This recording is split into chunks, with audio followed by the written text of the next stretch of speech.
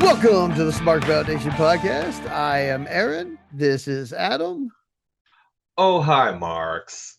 Merry Christmas, Happy Hanukkah, Happy Kwanzaa, Happy Festivus, however you celebrate. It is Yeah. the holidays in this motherfucker, and this is our requisite holiday episode. We are between seasons right now. Season 4 does not start until January. Season 3 just ended. Thank you for joining us. If you are, we are here to talk about a little bit of wrestling, especially the Continental Classic. But first, our wonderful, have a nice day, nice to everyone, absolute ethical and amazing idol of wrestling, Mick Foley, has separated himself from WWE. Adam, is Foley going to be all elite? Is he going to show up at AEW at some point, do you think? Because I think there's a pretty good chance of that. I think there's a pretty good chance too. Like his Legends contract apparently runs out in June. So there's still a while yet. But unlike most of people under WWE Legends contracts, Mick Foley has been far kinder to AEW and what they do and how they approach things. I mean, he's never really he's always been diplomatic, but he's also always been the kind of person who will stand up for himself and what he feels is right. This has gone all the way back to I mean, since he broke into the business, really. Yeah, yeah, This is who he is. Now, I have to. I mean, you got to kind of address the elephant in the room. It's like, there are a lot of people who, especially on Blue Sky, the reason that a lot of people on Blue Sky are AEW fans over WWE fans is because of their not necessarily the product that WWE puts on, but because of all the extracurricular stuff, the yeah, business stuff, the yeah, social stuff, the political stuff, like all the yeah. non-wrestling stuff. And I do sympathize with a lot of those people saying, why now? Why did it take you so long? I feel like that's a valid argument to make. That said, he still had his come to Jesus moment, and I'm not gonna turn a blind eye to that. Like everybody has their own journey, and I feel like I said this on Blue Sky was like a week ago, something like that. I feel like people talk about MAGA and liken it to a cult.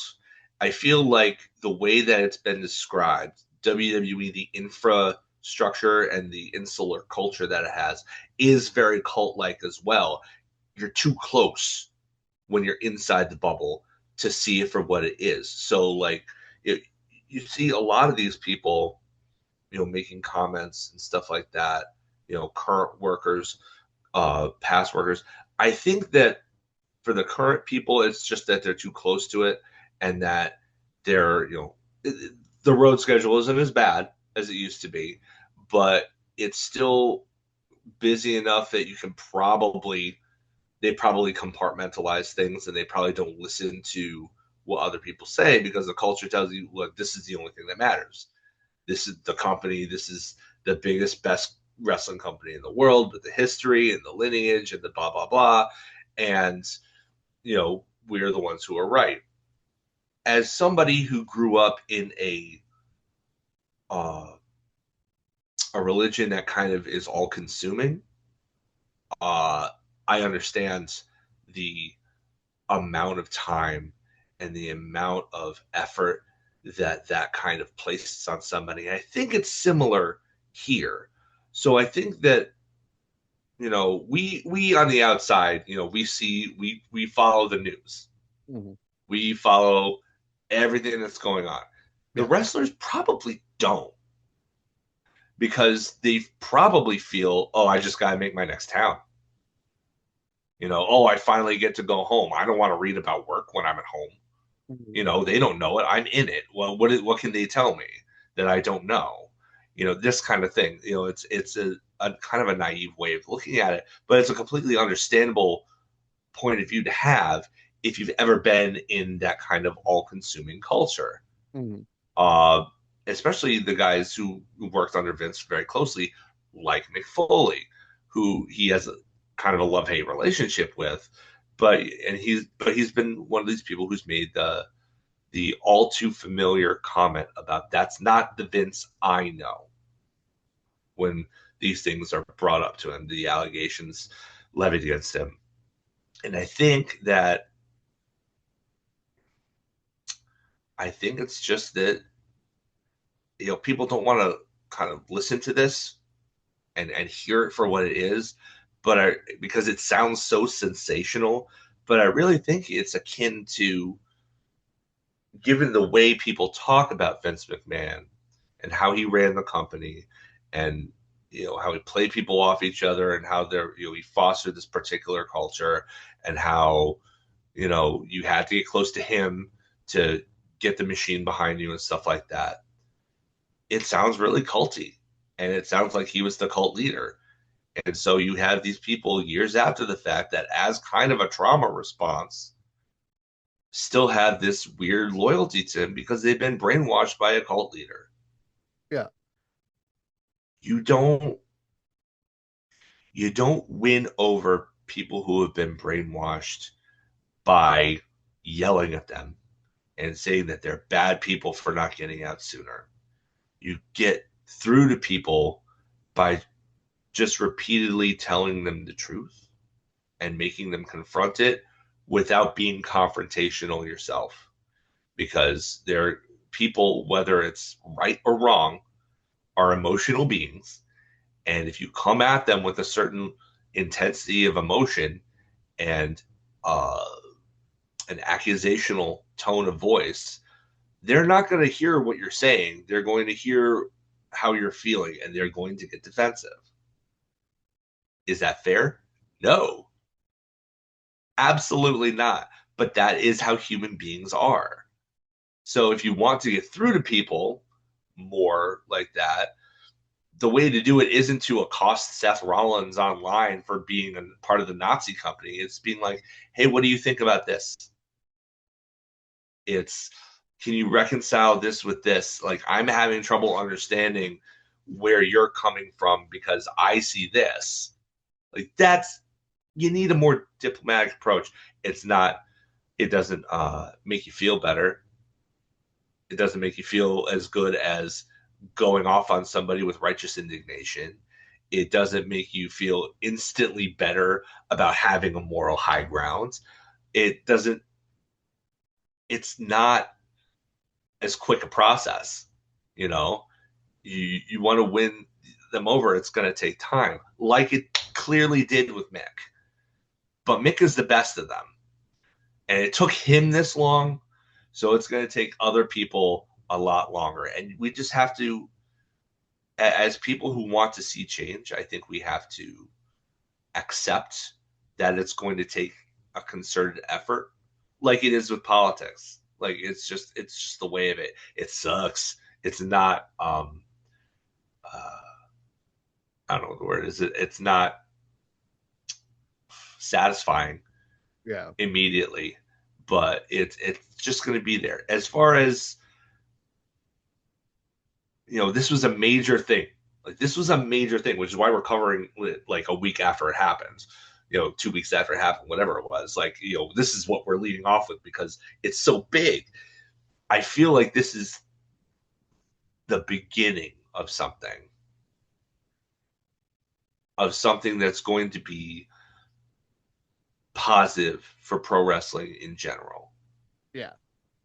You know, uh, and I think Foley going over to AEW, it's probably not going to move the needle in terms of viewership. I mean, it didn't move the needle when he went to TNA, Yeah. but I feel like he would make an excellent ambassador for them. I feel like he would probably be a really good road agent for them if he could go on the road. Oh yeah. I feel like he has a lot to offer with his brain. Even as messed up from concussions as it is, Yeah. uh, I feel like there's a lot that he can offer. both behind and in front of the camera. As long as he doesn't wrestle, I don't want to see him No, wrestle no, ever not at again. all. No. I don't want to see that. Maybe he'll put the mandible claw on somebody and I'll pop for that. But I don't Yeah. want to see him take a bump ever again. I Right. don't care that he has the perfect flattest ass for it. I don't care. Like, by his own admission, he says it in his first book. Oh yeah. Yeah. But I feel like I'm sorry for dominating the conversation, but I feel like this was really like a huge thing. It's a Mhm. really big, important thing.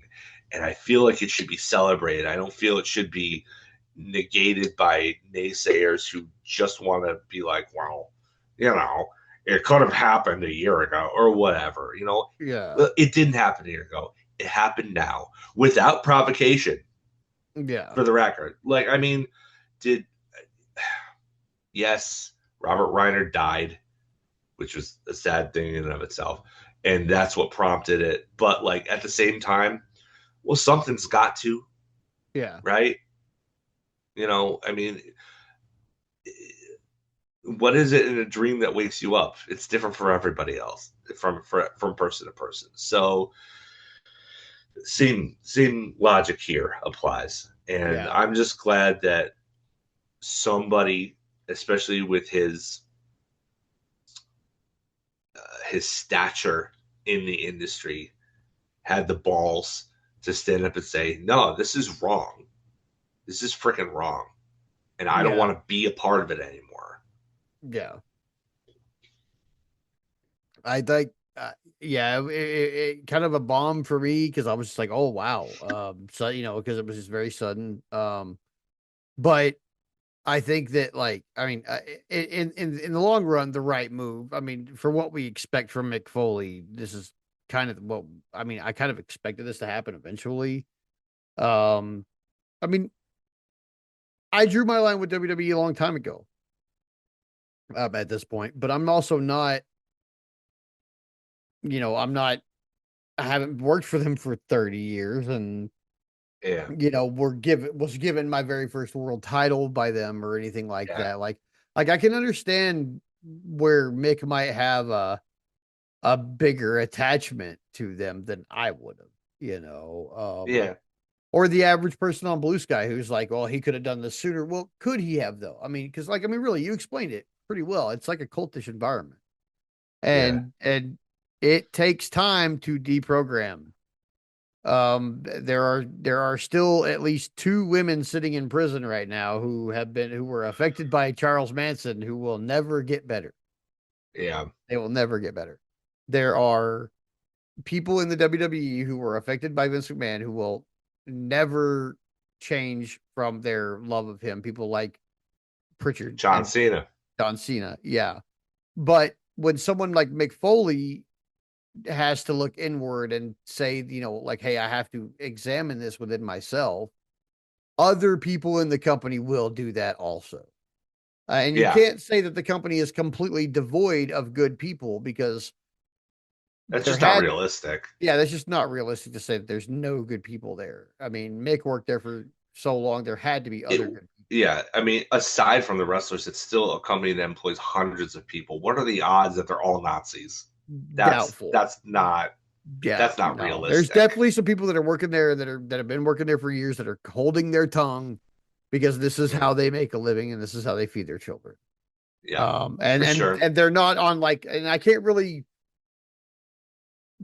be like, oh, they should quit like I would on like the military side of things because Yeah. like it's different. Like they're not being told, they're literally just entertaining people and working in a machine that's what they do. They just entertain people. Now, whether that's the bread and the circus and the games, of the Romans that we're getting from WWE and UFC by extension of TKO. Um, Mm.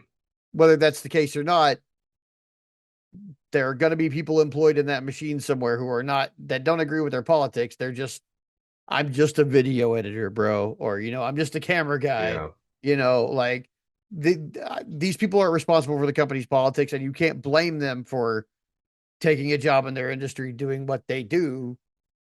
In an industry where what like between WWE, AEW, TNA, a few other wrestling companies that actually use cameramen, and then actual, like news stations, and even with all of the things that you could say they're camera operators for, between sports teams and Hollywood and news stations and all of that stuff, that's still like what, like 0.01% of any given population of any city, Yeah. so it's like, okay, there are only so many of these. So Mm, I'm gonna, oh no, WWE offered me a job, fuck it, like, what do I got to do what I got to do. I can't, but yeah. so I can't hold those people to the same standards I would like a soldier who might be asked to do something really terrible, Right. but there are people at, higher up who are more recognizable, who have a name, who have more of a voice and a platform, like Mick, who, now that Mick has done this, there will be others. There, even if it takes Yeah. time, there will be others. And it does take time to deprogram from a mindset like that. And I should reiterate too, he he waited. He didn't wait. He still has 6 months left on that contract, and yeah, he's going to take the money Yeah. unless they buy him out, but they won't because they fear him going to AEW, so they'll keep him away from there as long as they can. Oh yeah. But like he said very publicly, I have this much time left on my contract. I'm just going to wait it out. I'm going to sit at home and Yeah. not do anything for them. Like it's not like he waited till the day of his contract coming up and said, no, I'm not going to renew, which would still be valid. But I feel like it shouldn't be taken away from him that he did this 6 months prior than when it would probably have been not expected of him, but more expected of him, I guess. Right. Yeah. You know, like he did it well before then. So you can tell that he means it. Yeah. Yeah. Like, he's not even like leaving a door open for negotiations or anything like that. Nope. Like, nope, we're done here. And 6 months from now, I won't be signing any more paper for you. Like, Yep. what it is. Now that we've gotten that off the table,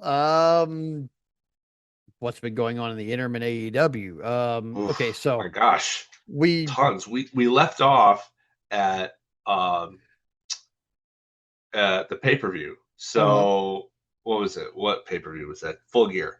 Full We Gear. left Yeah. off Full Gear where the shock title turn happens, Yes. and we're both completely flabbergasted by the title tilt um towards Samoa Joe. Like I'm still kind of like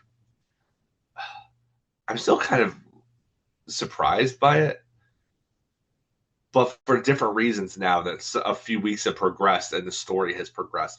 Like especially this week. So okay, so full disclosure, we've seen this. We're taping on Sunday night, the 21st of December. So we've seen this week's Dynamite Collision. Yeah. The next week's Dynamite Collision from Hammerstein Ballroom have been taped. We have not seen spoilers, No. so we don't know what's coming next, and we did that so that we wouldn't spoil you guys Yeah. in case you heard this before those aired and you didn't want to be spoiled. Um, so we don't know where the we don't know how the Continental Classic really shapes up heading into World's End on Saturday. It's the end of this week, which is crazy. Yeah. Uh, but MJ, by this point, MJF has re-entered the scene. Yeah. Um, and thrown a monkey wrench into the entire thing. Yeah. And Yeah. people have feelings about it.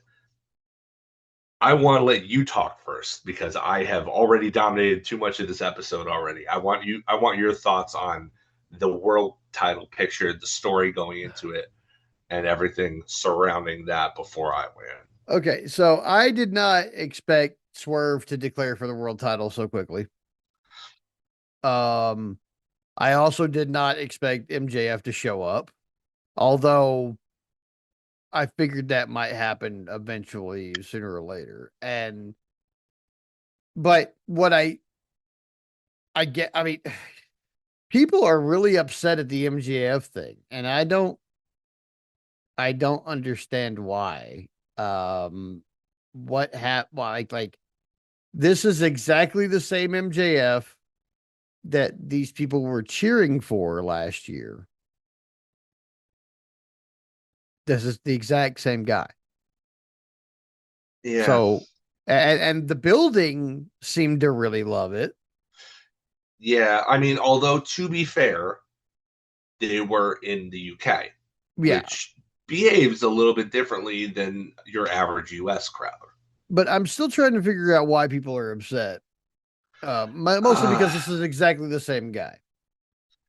I think, I mean, I can't speak for everybody else. I mean, I've seen tons of different points of view online regarding this on both the supportive side and the anti side. I have trouble myself coming coming to like the move because I I I feel like this is leading into an MJF title reign, and I don't want that. Well, I just don't like. I the thing about it is, if MJF wins the belt, he's going to be the one to drop it to Osprey at All In. And you know what? That's a perfectly fine main event, and I mean, run it back.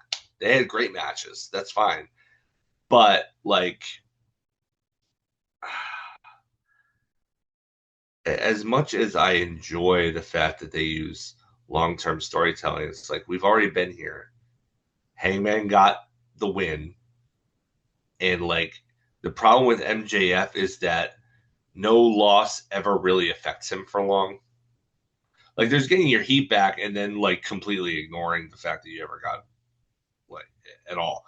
Like Hanger beat him twice. Should have been it. Should have been done. And now I feel like he's gonna win the title and then Hanger's not gonna get it back.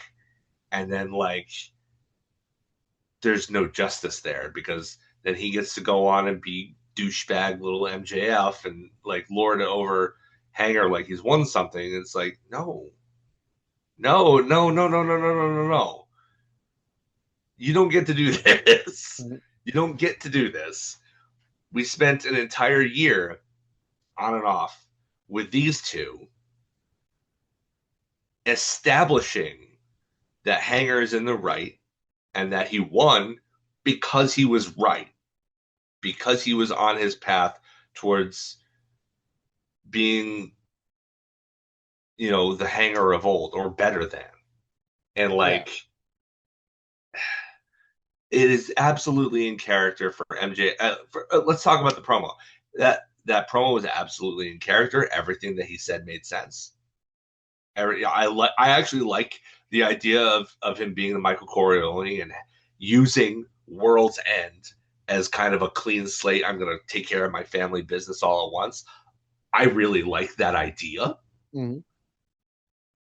What I don't like is between all the hanger stuff, between the fact that it would make Samoa Joe an interim champion for 4 weeks, which seems pointless, and nobody got a chance to say anything to him.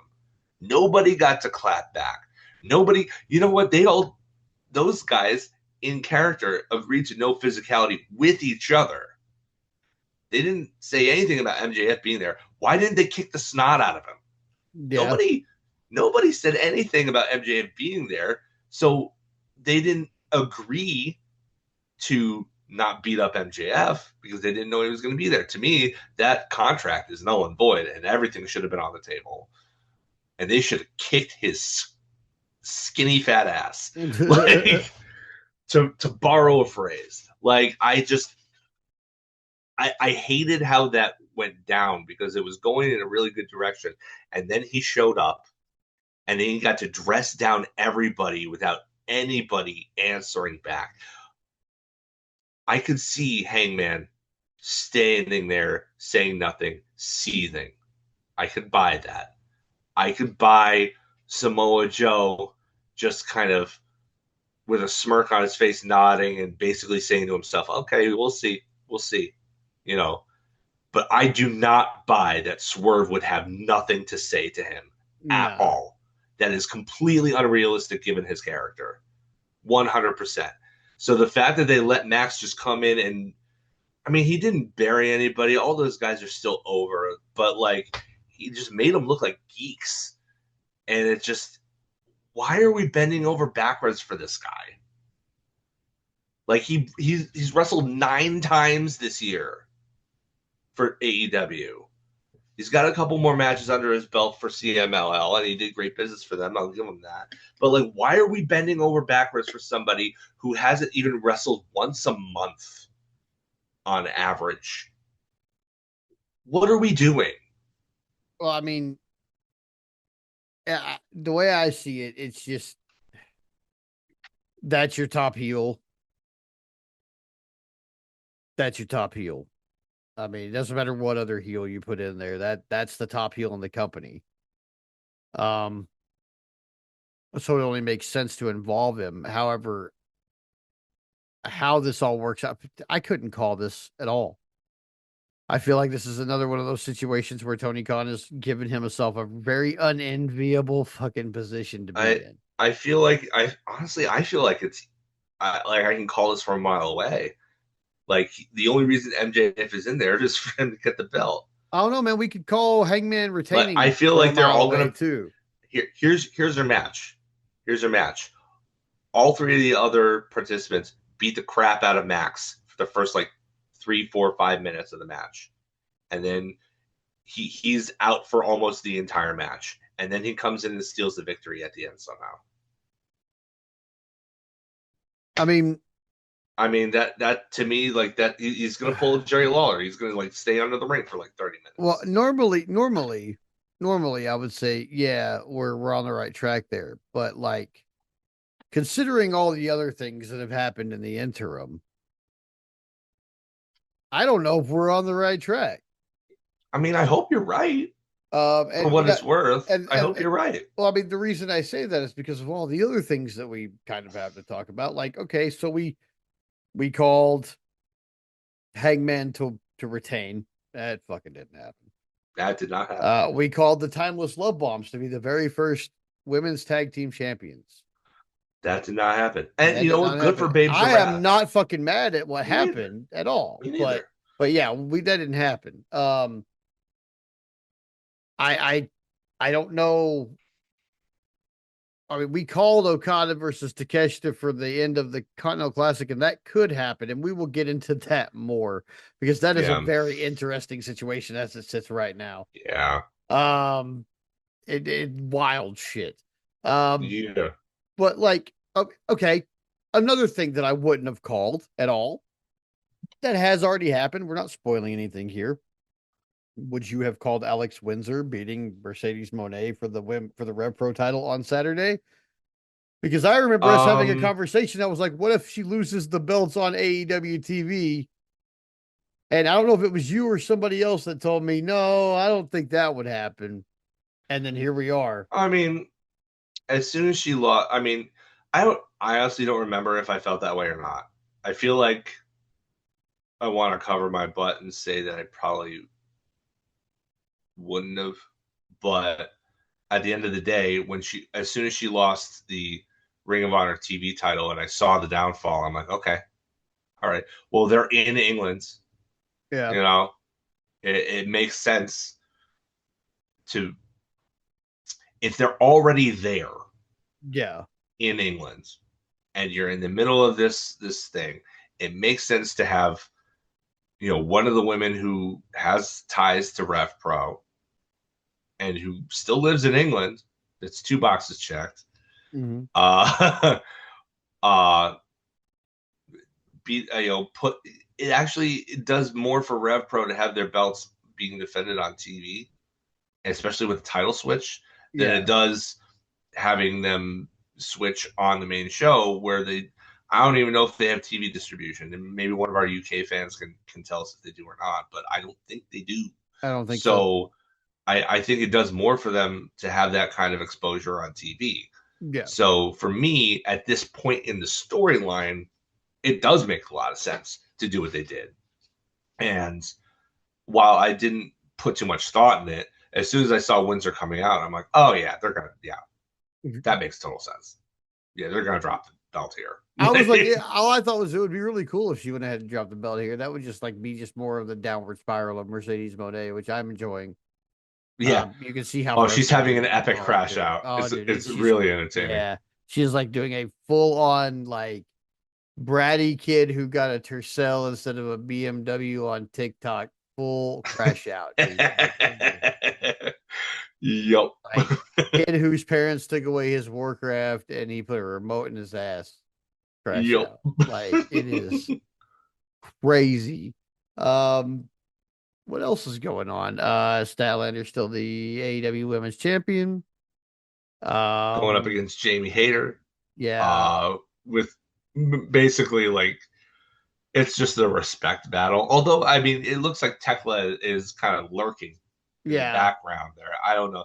They may add her as a third, or what I could see is her causing maybe a double DQ. They don't do those often, yeah. so I wouldn't necessarily put money on it.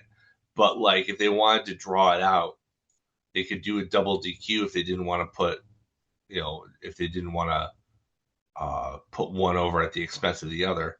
Mhm. Have them spooky bitches come out, cause the double DQ, and then they run it back with Tekla as a triple threat the next month. Yeah, yeah. Be a good path You could there. do that. I still, you know what? I still wouldn't move the belt though at Nah, this point.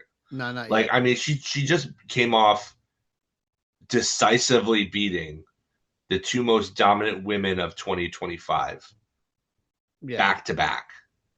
yeah, I don't think you drop the belt from Statlander until you have time to really build somebody.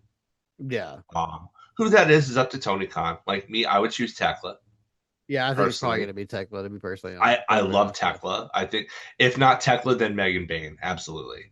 Yeah, But yeah, like it's. I think it's too soon to have her drop the belt. I don't think Hayter wins it. yeah, But yeah, this has been a weird one because it's been kind of like about respect more than anything. yeah. And like Stat hasn't wrestled on Dynamite like at all since she defended against Monet. Yeah. I think maybe even before that. So like it's kind of weird. Like she's there at work. She comes in all her kind of quirky outfits and whatnot, but like Yeah. she hasn't really wrestled a whole lot, Mhm. which is kind of frustrating because like they spent a lot of time investing in her and now like she's never on TV Mhm. for more than like a promo that's like a minute long. Um, Like why even fly her across the pond for that? yeah, right. You could have had her send in something via her phone, like and not had to pay for her travel. Like Well, I mean, there's also some phoned in stuff, I guess. I mean, it's okay. Ricochet wins national championship. Ricochet uh disappears from TV. although he did defend the belt elsewhere, I think. I Oh, think his did first he? defense was at an indie show, Okay, because I if I'm haven't not seen mistaken. him appear on TV. I don't think at all He since. was in the Battle Royal. Oh, The okay, yeah. the Dynamite Battle Royal. Yeah, There's but another thing. The Dynamite is I'm very confused about the Dynamite Diamond. Are they just dropping it from MJF altogether? I, I guess I don't know. He still had Because it on. it is because they've not mentioned a single thing regarding that. Yeah, Like they just say it's going to be Bandito and Ricochet, which is for the record awesome, yeah, amazing, fantastic.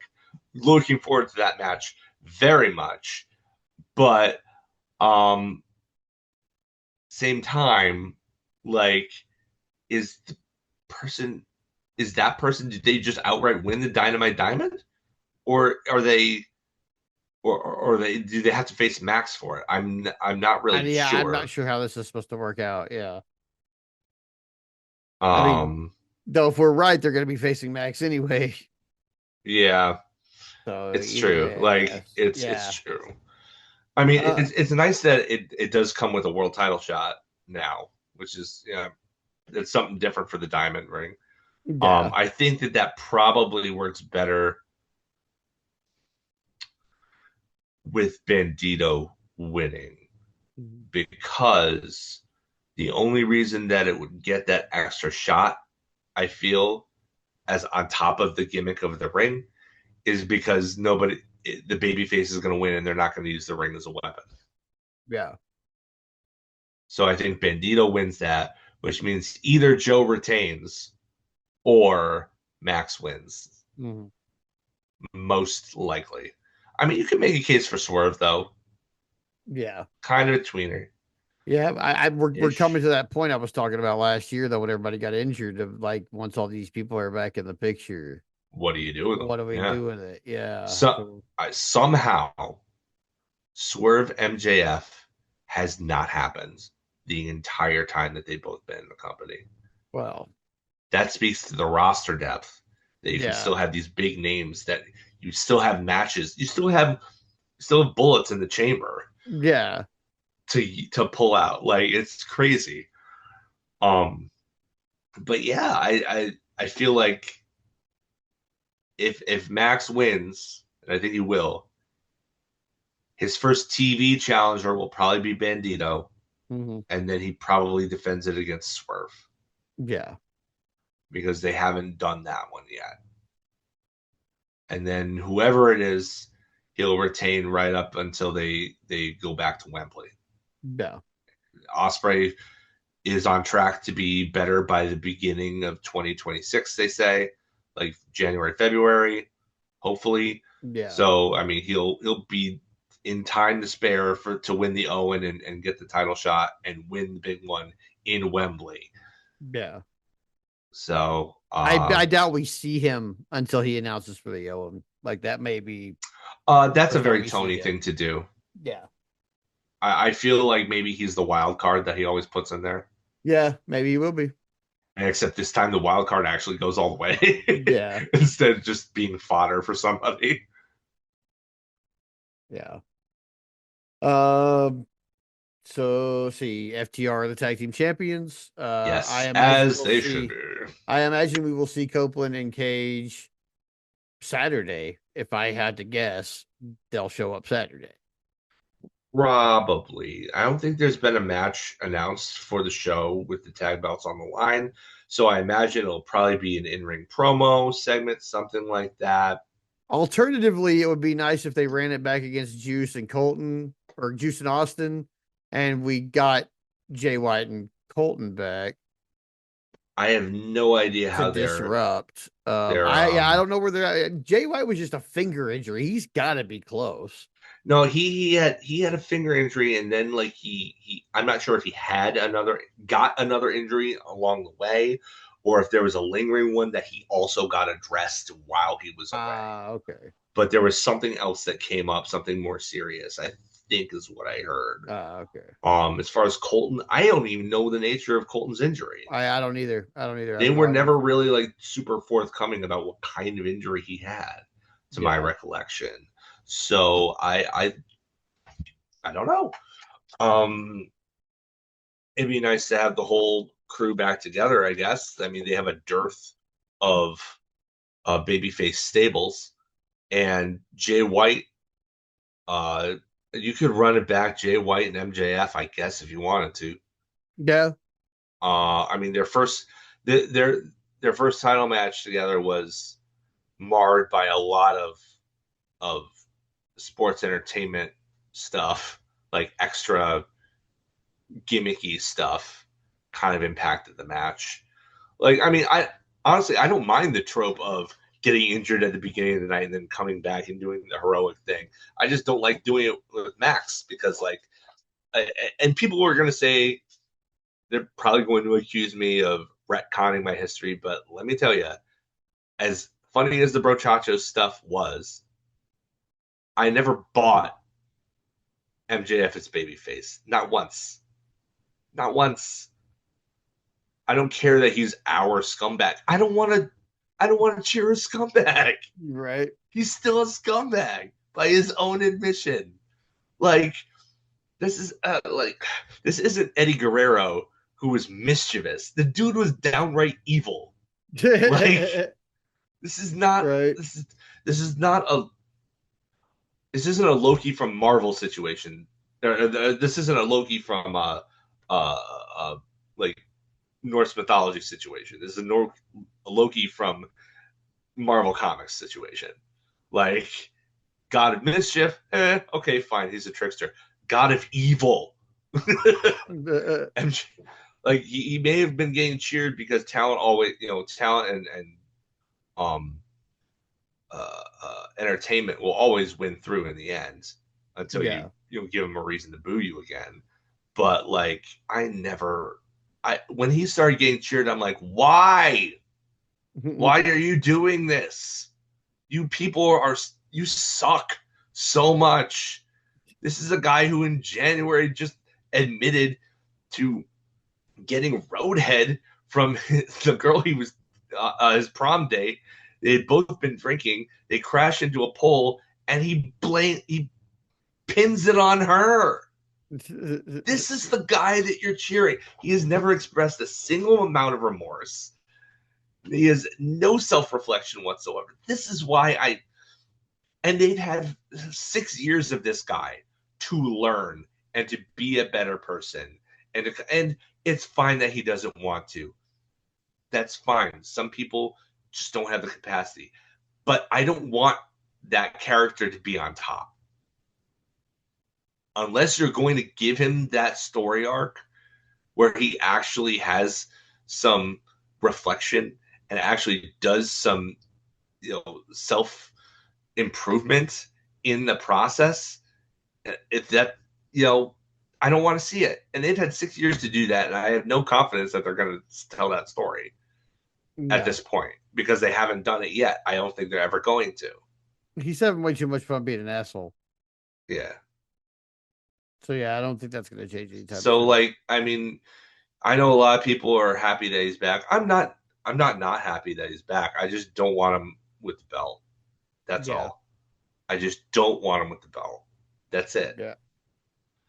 I don't feel like there's enough compelling reason for me to want to see him on top because like always what is he going to do?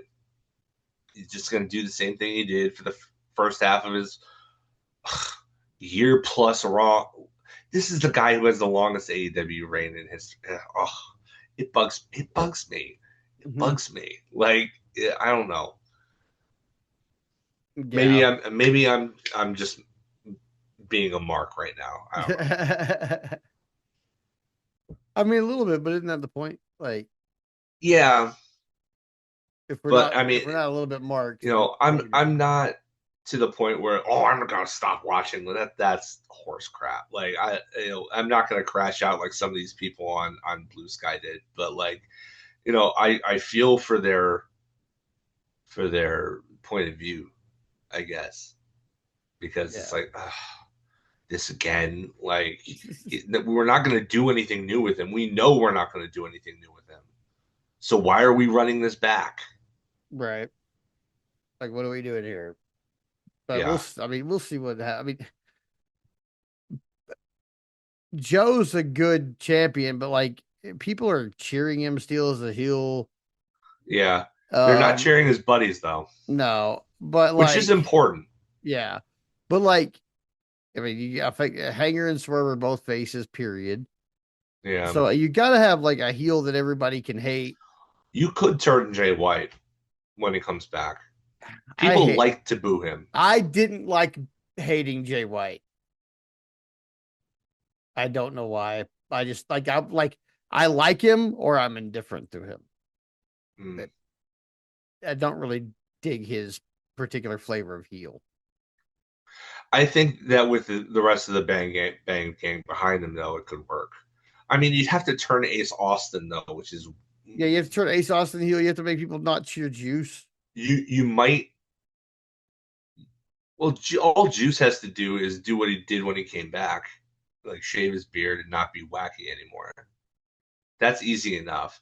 They would have to kick Ace Austin out of the group. They would have to beat the crap out of him. Yeah.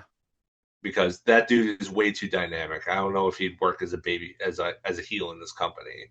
I Yeah. mean, Ricochet says hi, so I don't know. I could be completely wrong about that, but like I feel like the way to get Jay over is saying, "Oh yeah, I'm back. We don't need you anymore," and then just like violently kick him out of the group, which Yeah. could be a way to elevate Ace for the record, Yeah. because then That's he true. could feud with them.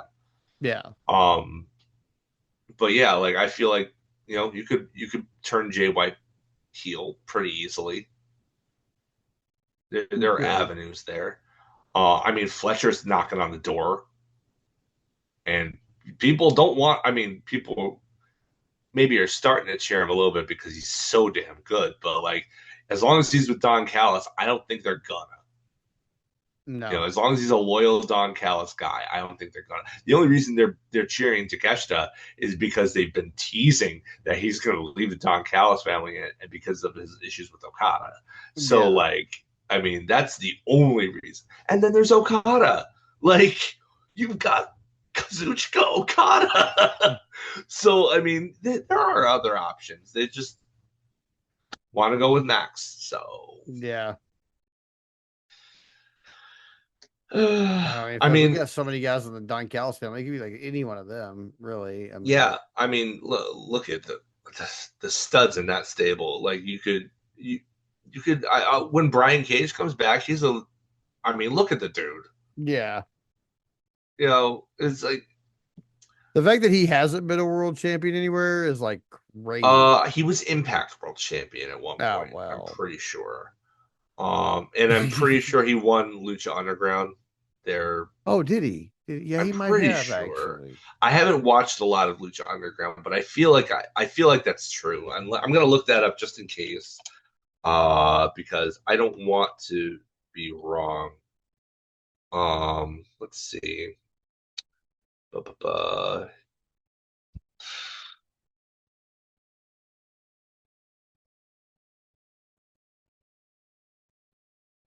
Mm, Maybe let's see. Let's go down. I love you, Wikipedia. Yeah, Lucha Underground Gift of the Gods Championship one No, time. yeah. Hmm. Okay, well, I'm surprised he hasn't been world champion more, I guess.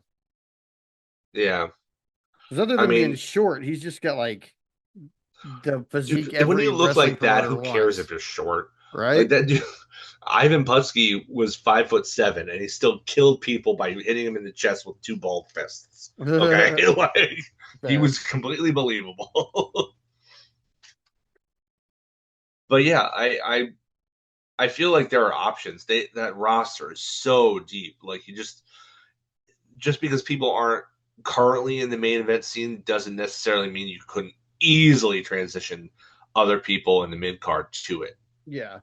Like it would be, I wouldn't say easy, but it would be a lot easier than people probably would immediately assume.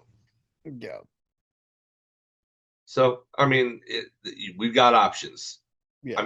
Ultimately, I'm really, really enjoying AEW right now. I am Hmm. very, very worried for the main event. I really, really don't want Max to win, but if he does, well, this is a company that is work rate heavy and then that rewards you for sticking with it through a storyline. The Death Riders saga is proof of that. Like John Moxley now. There's John Moxley, John and Claudio Castagnoli and Pac. Like just going through those other, the John Moxley is doing his best work of his career right now, right now, Right now. Yeah. and it wouldn't have been possible were it not for the run as world champion as leader of the Death Riders. So yes, the first half of that reign was so bad, so bad. Especially the run with Copeland was just so boring. But that second half where he faced top contenders like Swerve, like Osprey, or he didn't face Osprey, but it was Swerve and who was the other one besides Hanger? Oh, maybe it was Osprey, was it? Maybe. Oh man, it's been a long year. Yeah, it has. It has. A lot has Oh, happened Joe. It this was year. Joe. Clearly, Joe. it was Joe. Like it was. You know, this it got nail bitey towards the end, and Yeah. like we wouldn't have gotten this were it not for all of the character development and the history that led up to that moment. Because in the AEW, the history of a character matters. The continuity of the storylines matter more so than probably any other major wrestling company that I've ever seen. Oh yeah, Like by more far. so than WWE, more so than WCW, more so than TNA with their convoluted history. Um, to a degree, probably more so than even New Japan, who Yeah. have an easy kind of history to follow because it's mostly sports based to begin with. It's not necessarily storyline driven as Yeah. much as American promotions are. Um, but yeah, AEW rewards you in a way that hasn't really been seen since maybe ECW in terms of long term storylines. The problem is you have to get there. And in the Yeah. interim, we're just like waiting. It's like, please, if it's not working, it's difficult to ask somebody to sit through something that they don't feel is working. Yeah. Yeah. And I mean, but every story has peaks and valleys. Yeah, But yeah, AEW's, I mean, God, they've just been generally enjoyable for the most part. yeah. So Oh, sure. I mean, I know I've bitched quite a bit in this episode about Max in particular, but like the rest of the show is great. Like yeah. minor nitpicks here and there. Like I wish that they would focus a little bit more on Stat as the champion and give her more matches. I feel like they really need to add some depth to the women's division because now, like, okay, everybody's either in a tag team or everybody's in a tag team now, and that's where their focus is. And so now, like, who's going to be next for Stat? Like, who's not involved in a tag team? Like, Yeah. everybody's all a single and a tag because there aren't enough women to have them separated. Yeah. You know, we need more women under the banner is what we need because to fill out the tag team division specifically so that the rest of the singles ladies, all the singles ladies can go be singles ladies.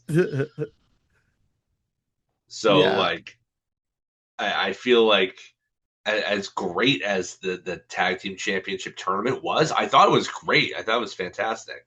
Lots of cool stories. Dragged out a little bit over a lot more time than I thought it would. But there were stories within the brackets and stuff like that. It was what I want in a tournament. Uh,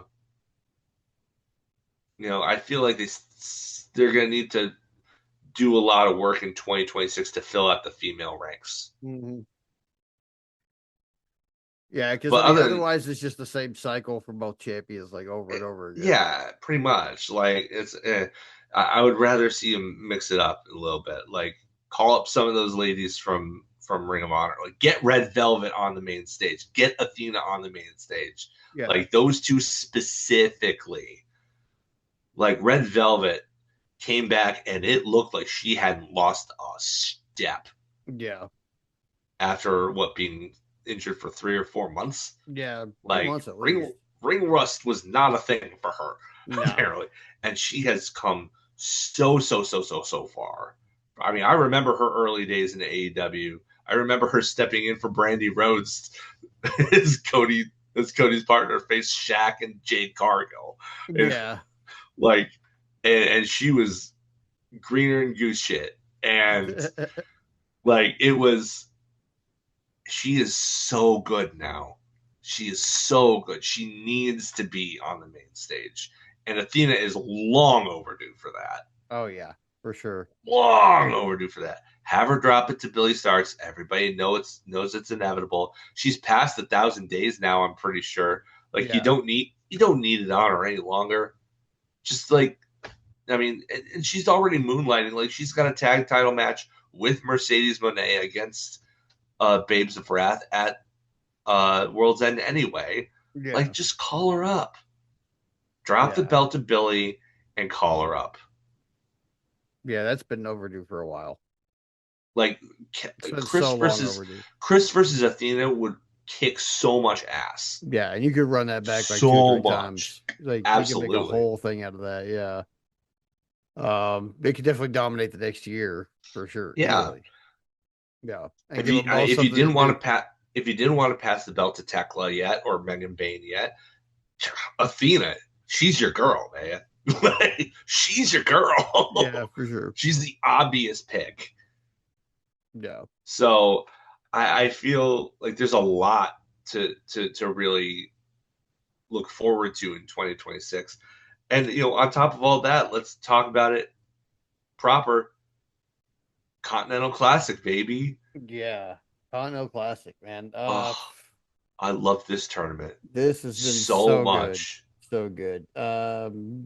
Standout match for you. I don't know about you, but Kyle and Speedball Yeah, was match of the tournament so match far. of the tournament so far. Yeah, it was so Like good. Oh, what I and, like I bit on every false finish.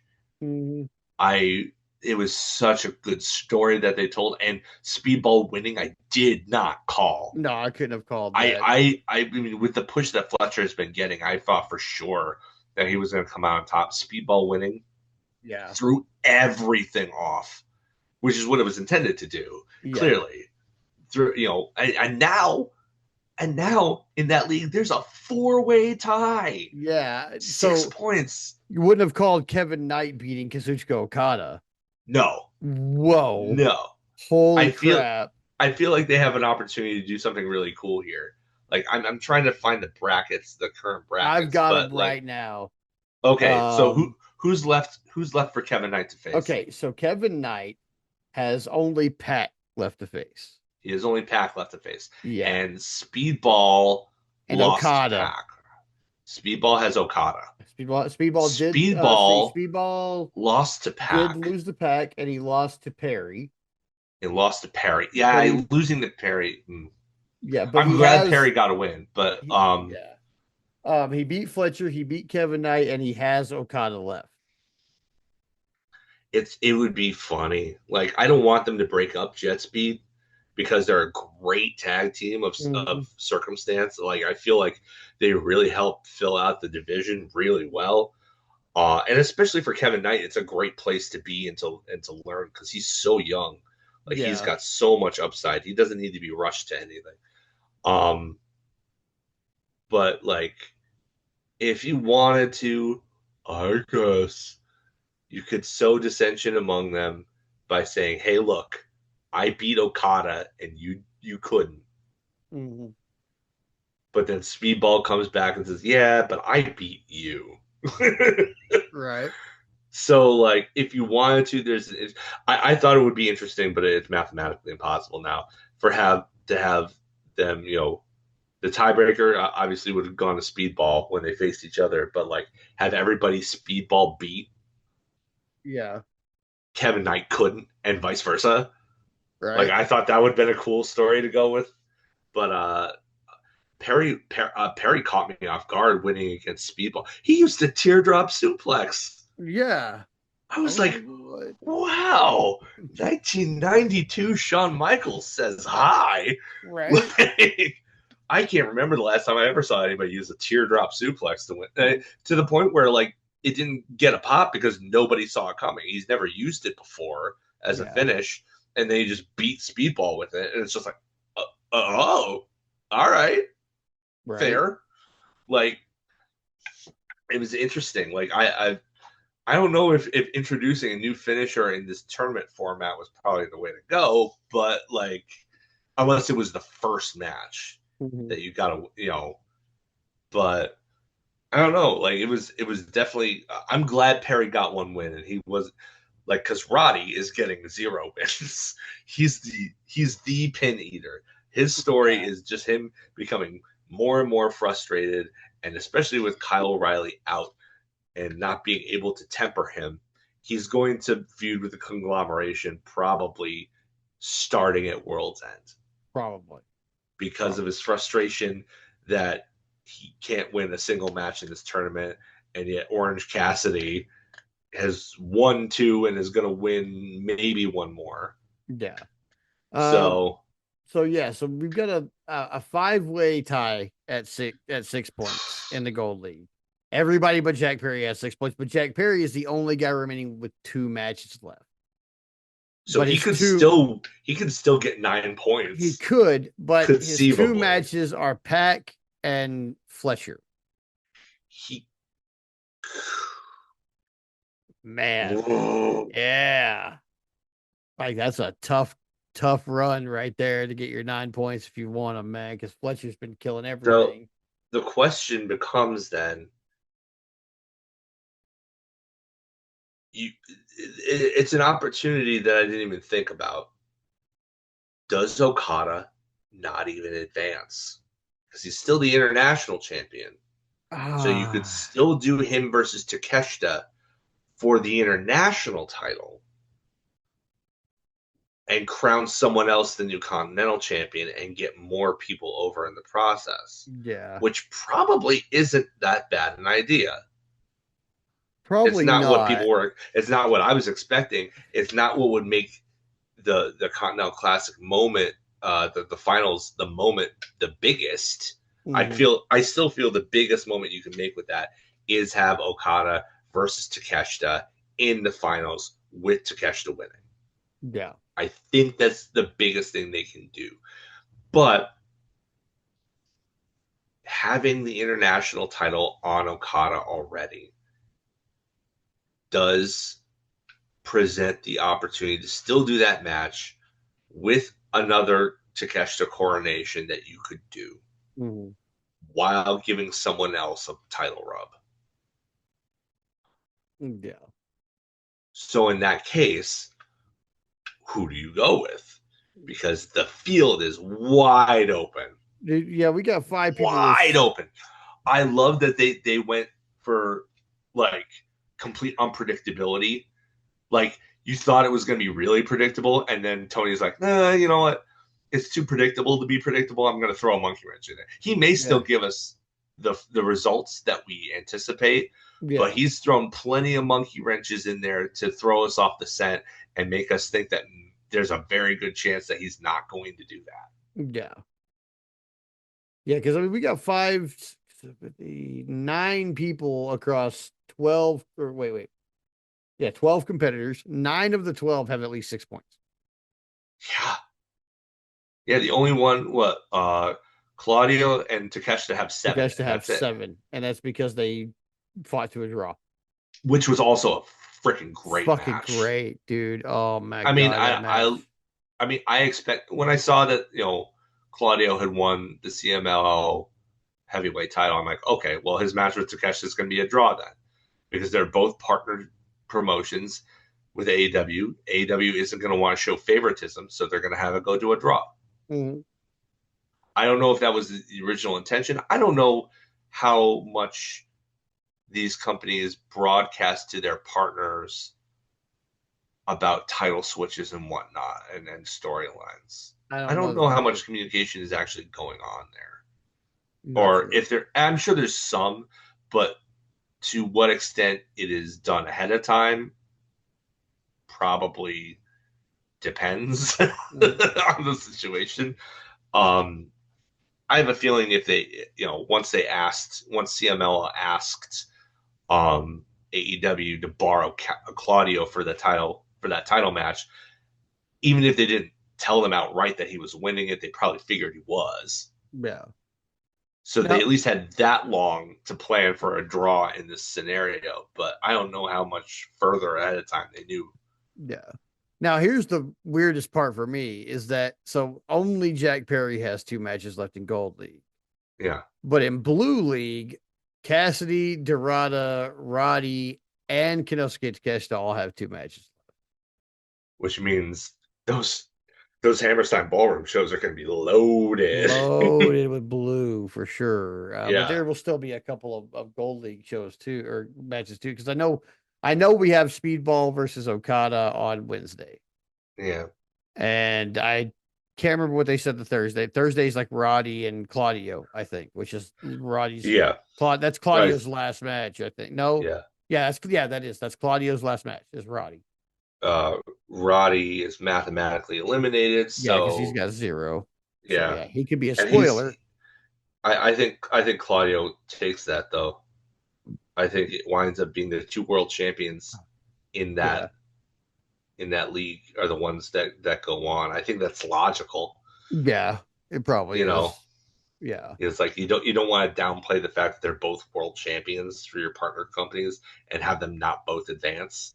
Like you can right. have them lose in the semis, one of them will have to, but like yeah, at least one of them will have to. But uh, yeah, I feel like it's probably respectful for to their partner companies to have the two semifinalists from Blue League be uh, or is it Blue League or Gold League that they're in? I don't know. Their league uh, be Claudio and Takeshita. Yeah, yeah. It looks Um, like that's what it's going to be. I mean, they're both at 7 already. yeah, But I mean, we have a couple of guys who can play spoiler here. I mean, Claudio's got just Roddy, but Takeshita's got Dorada and Orange Cassidy to go. Orange Uh, Cassidy's got Mox yeah, coming Orange up. Cassidy's got Mox, I and could see that going either way. yeah, that Uh, could. I could see that going either way for one reason, and that's I think if you want to have the Death Riders turn on Mox, even if even with a couple of wins in this tournament, I think he needs to come out with fewer points than at least Claudio, but probably both Claudio and Pac Yeah. to show that it's like they've outgrown him. Hmm. They don't need him anymore. They've done fine on it, specifically in this environment where there's no outside interference. They did Yeah. that on their own. They didn't need Mox to come in and help them, whereas Mox lost more matches because he didn't have people coming in to help him. Yeah. So I feel if that's the point that you want to make with that, and that's the story you want to tell with Mox and the Death Riders, then you need to have probably both Pac and Claudio get more points than Mox at the end of the day, which means that Mox would probably have to lose to OC, especially considering what that would mean for Pac specifically, since he Yeah. hates Orange Cassidy and has for 6 years. Yeah. They just Like, despise one there's another. nobody Yeah. on this roster that Pac in character hates more than Orange Cassidy. So Yeah. if Mox loses to him en route to getting the least points out of any of the Death Riders, ooh, that fuels that coup, doesn't it? Yeah. Yeah. We could definitely get a lot of crazy storylines coming out of this. Between everything. I mean, Don Callis family's obviously going to have some problems coming out of this. Death Riders are going to have some problems coming out of this. Conglomeration is going to have some problems coming out of this. Like, looks like Yeah, this was a stable killer. yeah. Basically, this Well, is not a stable killer, but stable destabilizer. the destabilizer. The Yes, there. destabilizer. Yes, Like I think the conglomeration will be fine. It just won't have Roddy anymore, yeah. I just want who Roddy. always insisted he wasn't part of it anyway, so it Yeah, doesn't really matter. yeah. Not gonna be But a the big Death deal. Riders will have new management, Yeah, most and likely. I could see Don Callis' family having just a straight schism right down the middle. I mean, they have so many members; they absolutely could do a civil war thing. Yeah, they could. And the big question would be which side would Kyle Fletcher take? Yeah, Would he take the Okada side or the Takeshita side? yeah. I mean, That they're could be already a kind of whole building to storyline it. right there. There Yeah, can like, and if you see more value with him staying a heel, he could choose Okada. mhm, And if you want to have the feel good moment with him, and take advantage of his breakout stardom and his talent, and turn a babyface, and go on a babyface run, you could have a run with Takeshita. yeah, Like there are options, which is incredible. It's incredible to have options in wrestling. yeah, This is why I love the Continental Classic, because the round robin format of it makes all of these things possible. You yeah, don't get quite this many permutations in a single elimination format. You can Yeah. get stories in a single elimination, but you don't get these ongoing things like you have in a round robin situation where there are multiple matches with the same competitors to feed character development and storyline even more. Yeah. Yeah. Yeah. Tony really came across like he really this is really like a game changer for like tournament style wrestling in the States. I mean, really Yeah, bringing that, Japanese style tournament over yeah. here and doing I this. I think Impact is they did TNA a long time ago. They did like what was it like a World Cup Mhm. thing where they had like Team USA and Team Canada and Team Yeah. Japan and all this other. I think they had generally like 4 teams. They did like 2 or 3 years in a row, Yeah. and they had kind of a round robin thing there. But TNA was TNA, and they didn't have the Yeah. reach, and they didn't have the popularity that AEW does. And to your point, I think him doing it now, in this era, while he has the attention of so many more people on a bigger stage than TNA really ever had. I think you're absolutely right. He may not have come up with the idea of it for Mhm. even porting that kind of thing over to the States. And there's probably something that goes back to the 80s, which is probably similar that we're just not thinking of or we're not aware of. Yeah. But, you know, bringing that possibly back to a modern audience is absolutely 100% agree with you. Stroke of genius. Yeah. I love this. This is like in what is normally for wrestling kind of a down time of the year because of football mostly Yeah. taking most people's attention. The C2 placing it in November and December is an inspired choice to maintain interest because it's so good. It's Yeah. so I don't want to miss a single one of these matches because No. everything matters. Everything matters. Mhm. Yeah, everything matters. Like the littlest shit will come out in a storyline in like the next 365 days. Yeah, The littlest shit, somebody losing too much, Dorada only having one win right now, like whatever, something's yeah, gonna happen that like everybody will have something to do with this in their stories over the next year. yeah. And that's just what AEW does. So I still think that they run with Takeshita and Okada in the finals. I still think they do that. I think there was so much uncertainty thrown in there to make the status of that last bout unknown enough that it didn't feel like it was a cop out. Oh, this is so unoriginal. It's like no, it's like we'll give you what you think we're going to give you, but we're going to make it really, really doubtful that we're going to get there on the way, and make you think about it and make you second guess yourself, which honestly is better. Like if you get like Takeshi and Okada is what I want. Yeah. I think that's what it's gonna be, but it also happens to align with what I want. But the roller coaster to get there has been incredibly entertaining and has only enhanced the the feeling I'm gonna have when we finally get there, and it's gonna be those two. Yeah. That I said, if I'm wrong, and I've been wrong recently, I don't claim to have all the answers. I claim to have the answers that I have. But if they don't, if they opt to do Okada and Takeshita elsewhere for the international title, if they choose to eliminate Okada from this tournament,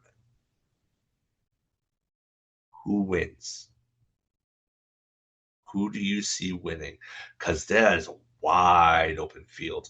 And like I said, folks, we haven't seen the spoilers for the Manhattan Center shows yet, the Hammerstein Ballroom shows. We haven't seen them, so we don't know what the field looks like at the end here. if if So if it's not Okada, the finals will be Claudio and Kyle Fletcher. heel versus heel. Yeah, and I think that's You think what they're like gonna pull the trigger on a heel I heel? here's why I think that though. Okay, because Okada, so like it gives Kyle Fletcher loses, so another hit to the Don Callis family because you've seen Don Callis's face lately. Every time Yeah. somebody from like Okada's taking losses, and Don Callis can't fucking believe it. Yeah. Okay, so Kyle takes some losses too, and Don Callis can't fucking believe that shit either. Don Callis is gonna blow up at somebody, maybe. So scoot that across though. Then we've got Castagnoli who wins and Hmm. is now the Continental Champion, and this kind of completes the coup. Like at that Yeah. point, this is where they like he wins that Continental Classic. Moxley comes out, oh, I'm proud of you. I don't need you to be proud of me. And then this is where they crucify him right there. And the Death Rider saga is finally over, or at least Well, chapter 1 is over, I guess. yeah. Chapter 10, chapter 20, whatever fucking one we're on. Um, how many pay-per-views has it been? 13. So we're on chapter like 14 now. So yeah, like, but like a lot of things can come out of this. I don't know, man. Like, really, that's my best guess. Yeah. I feel like Maybe Tony Khan is listening to our podcast, and his whole thing is, how can I fuck these guys up? And well, you've succeeded, Tony. Thank you. I feel like so. I mean, if you have Okada eliminated from this, chances are pretty good since he only has one match left that he's losing the Speedball, right? So Yeah, he's in the semis, probably against the winner of the Blue League. So that's probably going to be. I think Takeshita and Claudio are probably going to both wind up tied. yeah, probably. So no, you know what? No, because I don't think Takeshi's taking a loss. He has two matches, but Claudio only has one. So Mm, Claudio is going to wind up with 10, and Takeshita will wind up with 13. I think. So yeah, I don't think I think he's going to go undefeated. He has the one tie, but I think he's going to go undefeated. yeah, So that would mean it would be Takeshita and Speedball. Takeshita goes over, yeah, and then Claudio would then face the winner of the Gold League, or the other person in the Gold League, which would probably. I that's a mean, it'd tough be one. great if it was Jack Perry because I think that'd be funny. Yeah, I think that'd be funny as hell. But more than likely, if it's not going to be Okada, it's probably going to be Kevin Knight because they'll keep Bailey and Knight on the same par with 9 points. okay, So I think it winds up being Claudio versus Takeshita, with Claudio going over when, for the first time, they managed to sneak some outside interference behind the ref's back. mm, And I think Okada eats the fine that he's probably going to be levied after the fact in character, just to say screw you to Takeshita. Claudio wins. okay, And then Claudio and Pac can still turn on Mox, but probably a little bit later down the line. And then that will lead to Takeshita versus Okada for the international title, while Claudio leads the Death Riders now as the Continental Champion.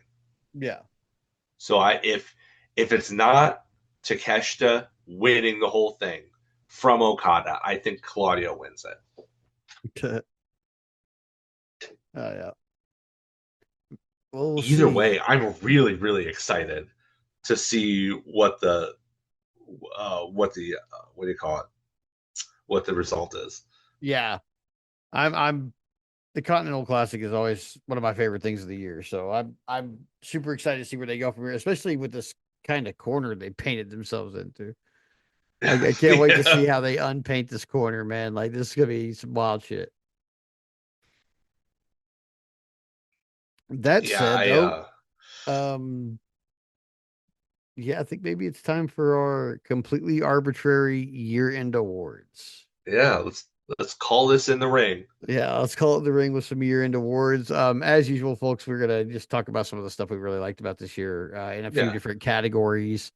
We've completely made Some obvious, some yeah. not. Other than men and women's wrestlers of the year, all of our categories are just off the wall, ridiculous Yeah. shit. So, but I'll just start because I know Yeah, that go this ahead. is probably the Yeah. same for both of us. So we're gonna start with our men and women's wrestlers of the year, Yeah.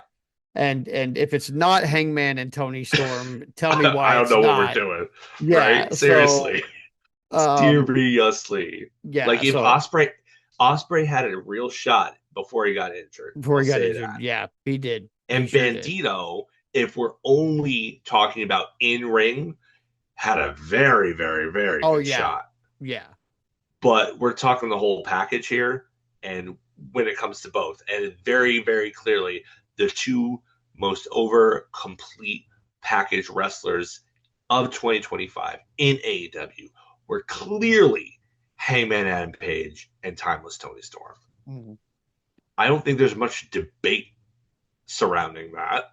I I don't will feel not be like that's accepting a any hot debate. take. Yeah, it's not a I don't hot feel like take. that's a hot take. Not a hot take at all. Other than that, But we yeah, we I mean, I honestly, it is very rare to see a really, really, really good wrestler with a really, really, really good storyline, like Hangman's battle with self doubt and depression in the Elite to take the world title off of Kenny Omega, mhm, and then he does it again. How yeah, often do you have two absolutely iconic storylines, completely different from one another, with completely different stakes, with completely different characters? Like this is going to go down. Like when all is said and done, when all of the current tribalism and anti AEW sentiment is dead and buried from decades of it being in the past, people are going to look back at these two storylines and maybe whatever else Hanger involves himself in. There's still time left on his clock, but these yeah, two storylines as two of the best storylines in professional wrestling history, and I mhm, will absolutely hold that up to literally anything else and say, look, this is at the very least in the mix. yeah, Like, is a different kind of storytelling than what we've been spoon fed most of our lives, yeah. but like it no less effective. Oh yeah, 100%, 100%. There is no more nuanced, complex character in the world of professional wrestling than Hangman and Page right now. And then Tony. God, what do you say about Tony?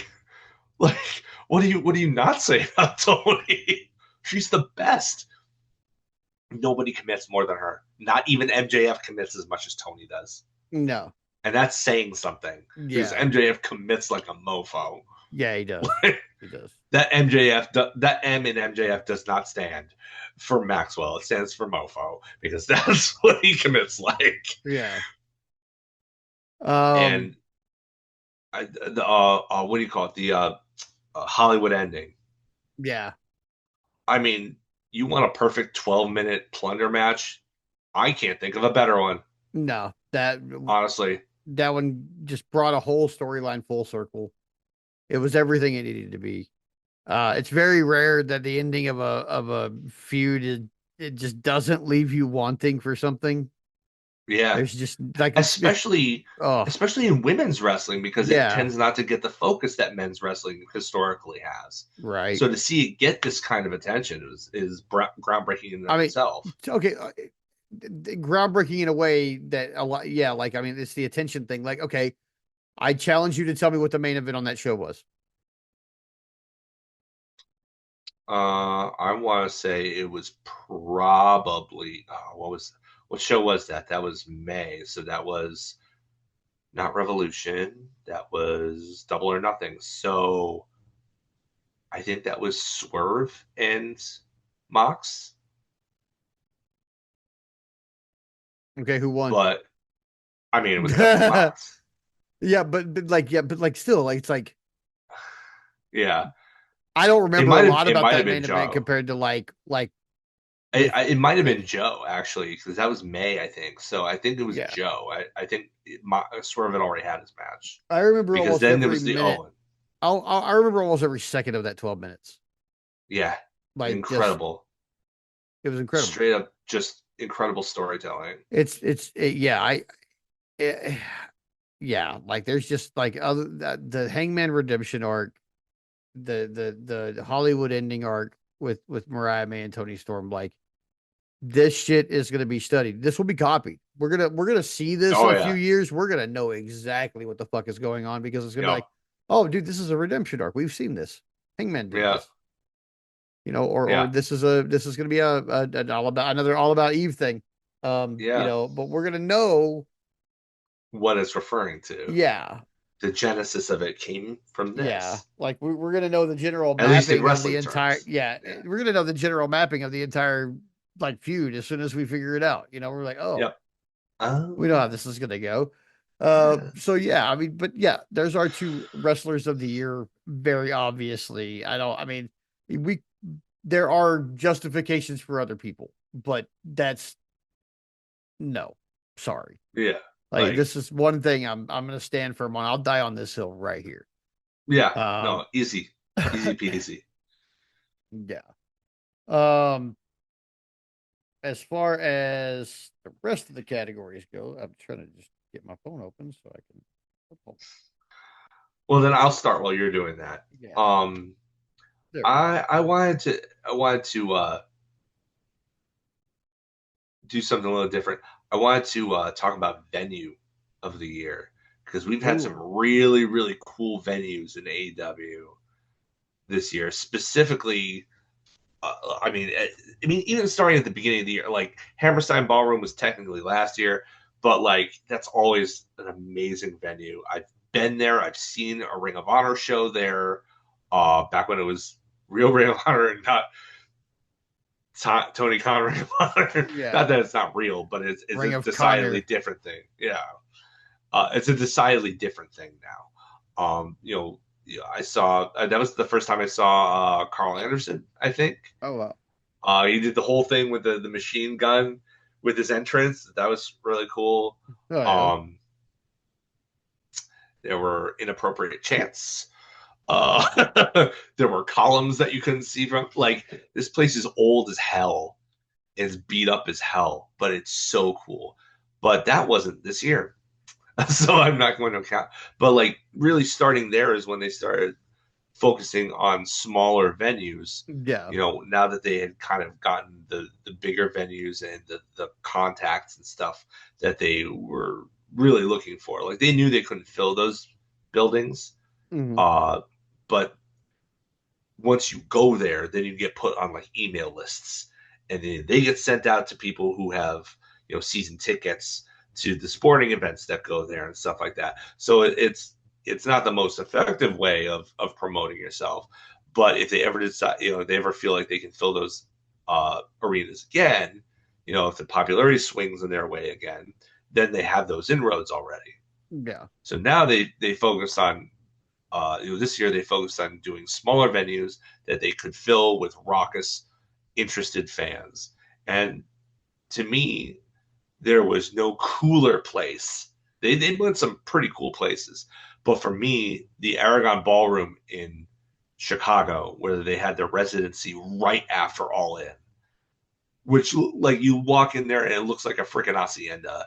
Like it was incredible. I loved the whole look of it. I loved the weirdness of the Claudio entrance where he comes from the corridor, which is all updated and modern looking, and then he goes right into the 100-year-old looking building, main part of the theater. Like I loved Tony and Athena pontificating from the balconies. I loved Darby throwing himself off the balcony. Like it was such a cool venue, man. And I really feel like, I know Tony Khan said he wanted to go there specifically because one of his EFED friends had always, when he was running the EFED that they were in, had always booked shows in terms of their continuity from the Aragon Ballroom because they were both from Chicago, so they knew it pretty well, I Mhm. guess. And that's why he wanted to go there, because he had never seen a wrestling show from there before, and he wanted to be the first one to do it. Such a great decision. What a cool place. Like, in just awesome stuff from Yeah. that show. So, like, Yeah. for I me, mean, that's my venue of the year. I think that's definitely the venue of the year for both of us. I know we complimented that venue at length over the course of our show while they were doing this residency there. Yeah, I really enjoyed watching from that venue. I thought it was interesting. I thought the way the venue was set up allowed for some really interesting like promo settings and things like that. The Death Riders entrances were, especially Claudio's, were always fucking super cool there. I thought it was really interesting that you could get from like the outside door to the entrance of the rampway in like half a second with a camera, which was new. But Yeah. also like the fact that they were able like that's when they started doing that weird like hard camera from the From rampway, the entrance. Yeah, and yeah. that kind of changed the format up a little bit, which I always think it's interesting when you change the format in that way, because when you have the hard camera coming from a side that the audience is not sitting on, it makes the arena look fuller because the Yeah. three sides that the audience is sitting on are visible now. And Mhm. the Aragon Ballroom and Chicago, to their credit, kept that fucking place full for like a month and a half.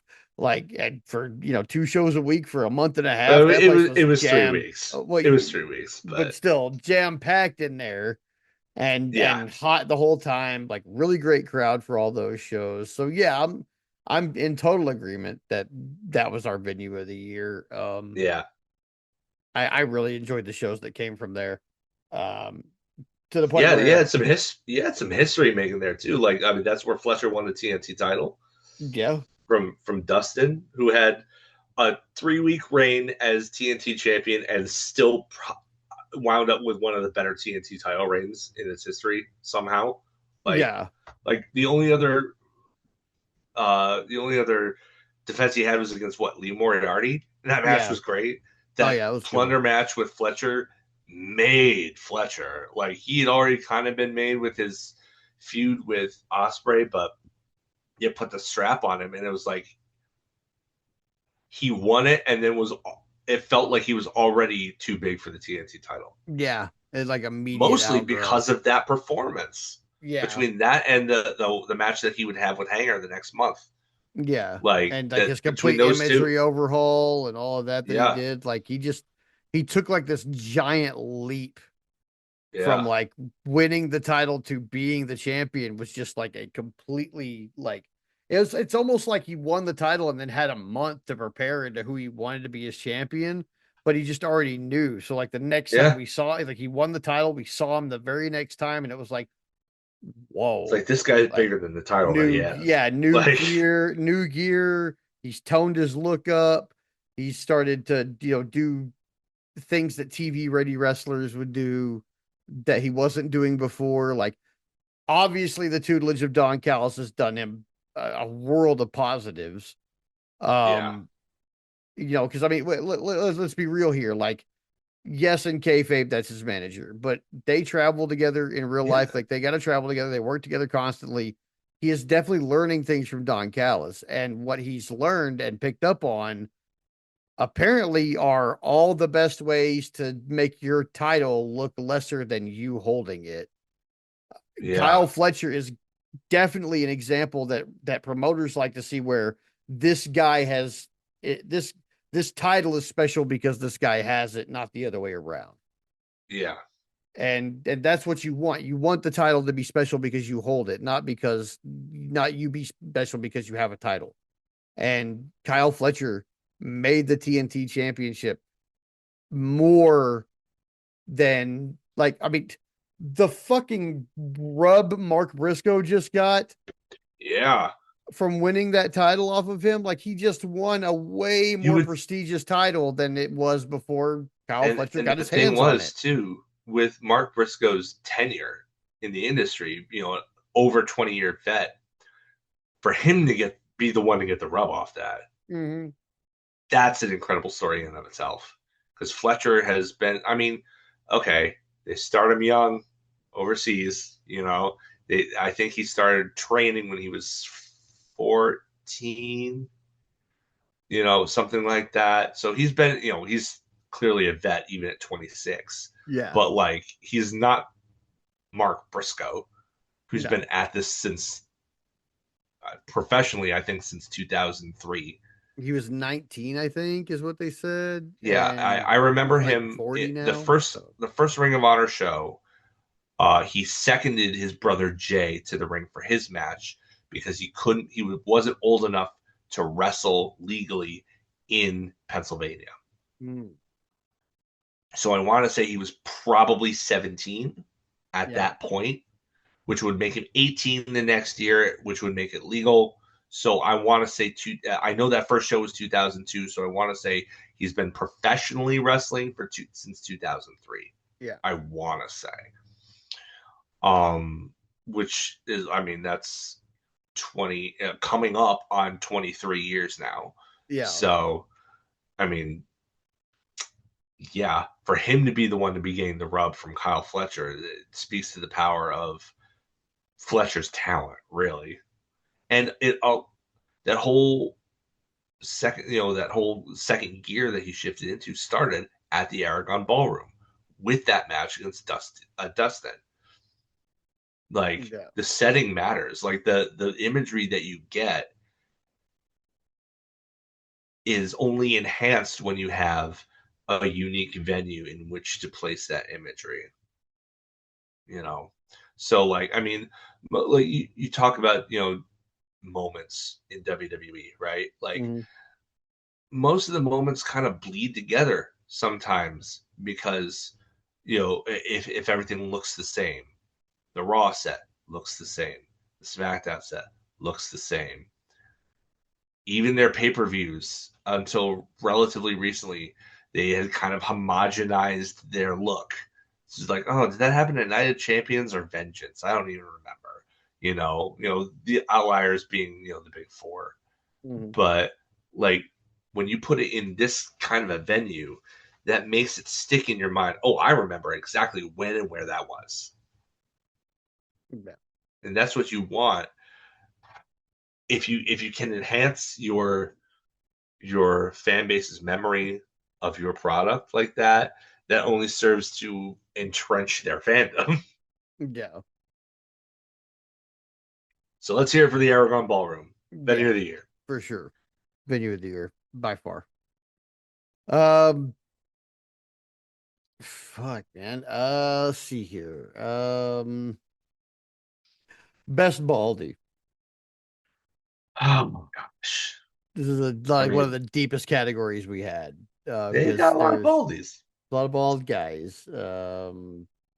But I mean, my personal favorite is Shelton Benjamin. He's my personal favorite bald guy. uh yeah, I mean, if you're talking about now, you're talking about baldy of the year. Are you talking about like who was the best at being bald? I don't know. I think maybe just my favorite bald guy in the company. I mean, because I Because I like mean, if you're talking about who is the best at being bald, to me, there's only one guy that comes to mind. As much as I loathe to admit it, it's the guy who made bald a term of derision in AEW, and that's Ricochet. He's the one who does the most with it. He's the one who gets slapped on the head all the time. He's the one who gets Okada doing bald spots, if you will, in his matches. Like, to me, I don't like the guy personally because he's hanging out with Chase and Rance and people like that, and listening to guys who got winded from uh, amateur boxers after 3 rounds. Uh, Andrew Tate. But point being that I don't think anybody makes the most of it better than him. You know, So I that would think be, I probably choose Shelton Benjamin because he's the guy who does the slapping. Um, most yeah. of the I mean, there time. is that. Most of the time when There is Ricochet's that. getting slapped upside the head, it's Shelton Benjamin doing it. So, I mean, maybe that's why I picked Shelton. I understand the case for Ricochet, though. I can't Yeah, deny any yeah. of what you said. I mean, I love Shelton. Don't get me wrong. I love Shelton. Absolutely. He's in a stable full of baldies. Yeah. Well, except for Uh, MVP. Don't you dare call MVP bald. uh, Um, I mean, not to his face. he's as close to get as being bald as you can get without being bald. I guess so. Yeah, I mean, he's got that Kyle Fletcher haircut, where there's not Yeah, really any hair to cut. real close cropped. Yeah. Yeah, real close. I mean, there's lots of other baldies though. I mean, Kyle Fletcher technically would count. You can see his head. Also Bobby Moxley and Lashley, Bobby Lashley, Claudio Castagnoli, Claudio, uh, Dax. Uh, Mercedes. Oh.